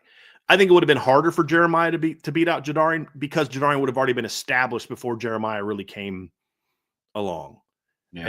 And so I think we'd be going to this season kind of like, okay, Jadarian was a great player. He was a second-round draft pick, but wait till you get Love. Look, I think we'd be saying a lot about Jeremiah Love, kind of like what we were saying about Jeremiah Love and Jadarian last year when they replaced Audric. Like, dude, that guy was a great player, but they're going to be okay because this guy's now coming along. It's possible, Juan. I mean, I don't know for a fact, but part of it is, too, is if he doesn't get injured, he's a different looking back in 23 and 24 also, especially 23. Yeah. So some of that cutting ability that was a little tighter the last year it was not quite as suddenness in 23 especially. Got a super chat from Jackson Johnson. I'm sorry. Go ahead, Trev. No, you're good. I was about to say another wild card in there would be like, what does Audric do? I mean, he had a year of eligibility left, didn't he? He could have came back for 24. Transferred or come back? Would he have transferred? Would he have came back? That's another one. Yep. Jackson Johnson with a super chat, 111 days until kickoff of the 25 season versus Miami. Yep. I thank you for the super chat, Jackson. I am super fired up about that, man. Super fired up about that. And then the last question that we have is here from I Am Tenzin. Current confidence level, Notre Dame can steal LN Star Montion sales. Apologies. Lawrence North. Oh, okay. Yeah. Gotcha. Apologies on any possible spelling errors. I don't really have a strong opinion of that right now, Tenzin. I really don't. I don't know. Like, he visited this spring. I know they like him. I think it's very early. And I think right now a lot of their focus is on got to close out the 26 class. I'll have a much better idea of that when we get to the summer and fall. Does he make a return trip this summer? Can they get him on campus for a game? There's other schools recruiting him harder right now, and he said that as such in an article recently. But I think part of that's because Notre Dame's focusing so much on this class. Yeah, and they know that they need to get receivers in this class that can play. So Right now, I don't have great confidence in that, but it's more so of just because of how early it is. If they were his number one school right now, I'd say I don't really care. It's May of his sophomore season. Like, dude, he could commit tomorrow, and I'm like, for now. I mean, like, he's a big time player. Like, if he committed Notre Dame tomorrow, all those big time schools are not going to stop recruiting him. So long way to go on that one. If he committed somewhere else tomorrow, I'm like, look, wait till Notre Dame goes out this fall and they've got all the 25 class, 6 class signed, and then they put all their attention on him, and they go out there and start throwing the ball. Like, same kind of deal, right? Like, Notre Dame fans, and this isn't intended, but like I always laugh when they're like, whenever a kid commits somewhere else, like, well, they're done there. But whenever a kid commits to Notre Dame, that same people like, well, you better hope you can hold on to him. Like, how come you don't feel that way about when a kid goes somewhere else? Like, Notre Dame has no history of flipping players. So we'll see. It's just early. It's early right now. There was one more question that came up. I thought this was actually really funny. From Tommy Guns, how ironic would it be if Lincoln Riley gets his wish and the Notre Dame SC game goes away just for that first year Notre Dame hosts USC in the first round of the playoffs? That'd be so great. That'd be awesome. That'd be amazing. They get some, I'm trying to think of a word that I almost, some cupcake team. I almost said something I didn't want to say, but they get in at 10-2, and they're the 11 seed. They got to play number 6 seed Notre Dame, and Notre Dame just blasts them. Or they're the 12 seed, and Notre Dame just absolutely blasts the heck out of them. Like, yes, I would love that. Not only did you still have to play Notre Dame, but you had to play Notre Dame in December when it's really cold. I mean, Trev, have you ever remember a December that wasn't cold? There's been a lot of Decembers where it didn't snow, but not a lot of Decembers that I can remember where it wasn't at least cold, at least in the 40s. I don't remember a whole lot of them. Not that deep in December. I don't. No. And even though it's only like 2.5 hours south, Indianapolis is just a little bit warmer than what it is up in South Bend, Elkhart area. I mean, we get that lake effect wind and cold. Yeah. Like two years ago, I golfed on like December 15th or something. But I mean, it's a different kind of cold up there. That's for sure. Yeah. Oh yeah. So I would love that, Tommy. That'd be it's almost like that's his luck. That's his fate. He turns down LSU to play in the Pac-12 because he's soft. I mean, he just is. And I'll say it. I'll insult him. He is. He deserves that, every bit of that. You left Oklahoma to go to LSU because you didn't want to play coach in the SEC at either school. Because by then, remember, it had been announced Oklahoma was going to go to the SEC. You go to USC where you think you're always going to have the most talented team. There's like one team in your whole league that can compete with you, Oregon. And then they join the Big Ten, and now you got to play against Ohio State and Penn State. And you still got to play Oregon and Washington, but now you got to play Ohio State, Penn State, Michigan, teams like that. I would flip and love that, Trev. Absolutely love that. That'd be great. Yeah. Well, I think that's a perfect way to take us out of today's show, man. Archer, I think he's talking about Lincoln Rice. He only had 1 year with his defense being ranked in the top 50, and that was the COVID year. He's a soft-minded coach. And the only toughness that existed when he was coaching as a head coach was when he had Bedenbaugh as his offensive line coach. And he doesn't have him now. So, yes, that's just who he is. And that's, yeah. Well, fair enough. I'm not a fan. Really? Yeah. I don't know if I've made that real clear on this show recently. I've been kind of beating around the bush and dropping hints, but I think I've made it very clear over the last few months what I think of Lincoln Riley and his lack of desire to compete. So, yeah. Yeah, some slight hints in there. A few. A little bit. A few. Hey, Trev, I'm ready to start talking about the defense tomorrow, man. That's going to be a fun show. So everything we talked about today, we're going to talk about tomorrow, but we're going to look at the Notre Dame defense. Very interesting, the conversations Trevor and I have had so far about star power and breakout for the defense. Absolutely. But in order to stay in the loop, so you know when we go live, be sure to hit that subscribe button, hit that notification bell so you know exactly when Irish Breakdown goes live. Before you head out of here today, please be sure to hit that like button, whatever streaming platform that you guys watch this on. We'd greatly appreciate a 5-star review. But, of course, as always, the best way to support what we do here, you see it scrolling down there in the bottom of your screen. Subscribe to the premium message boards at boards.irishbreakdown.com. Until tomorrow, that's Brian. I'm Trevor. We'll see you back here very soon on the Irish Breakdown Podcast.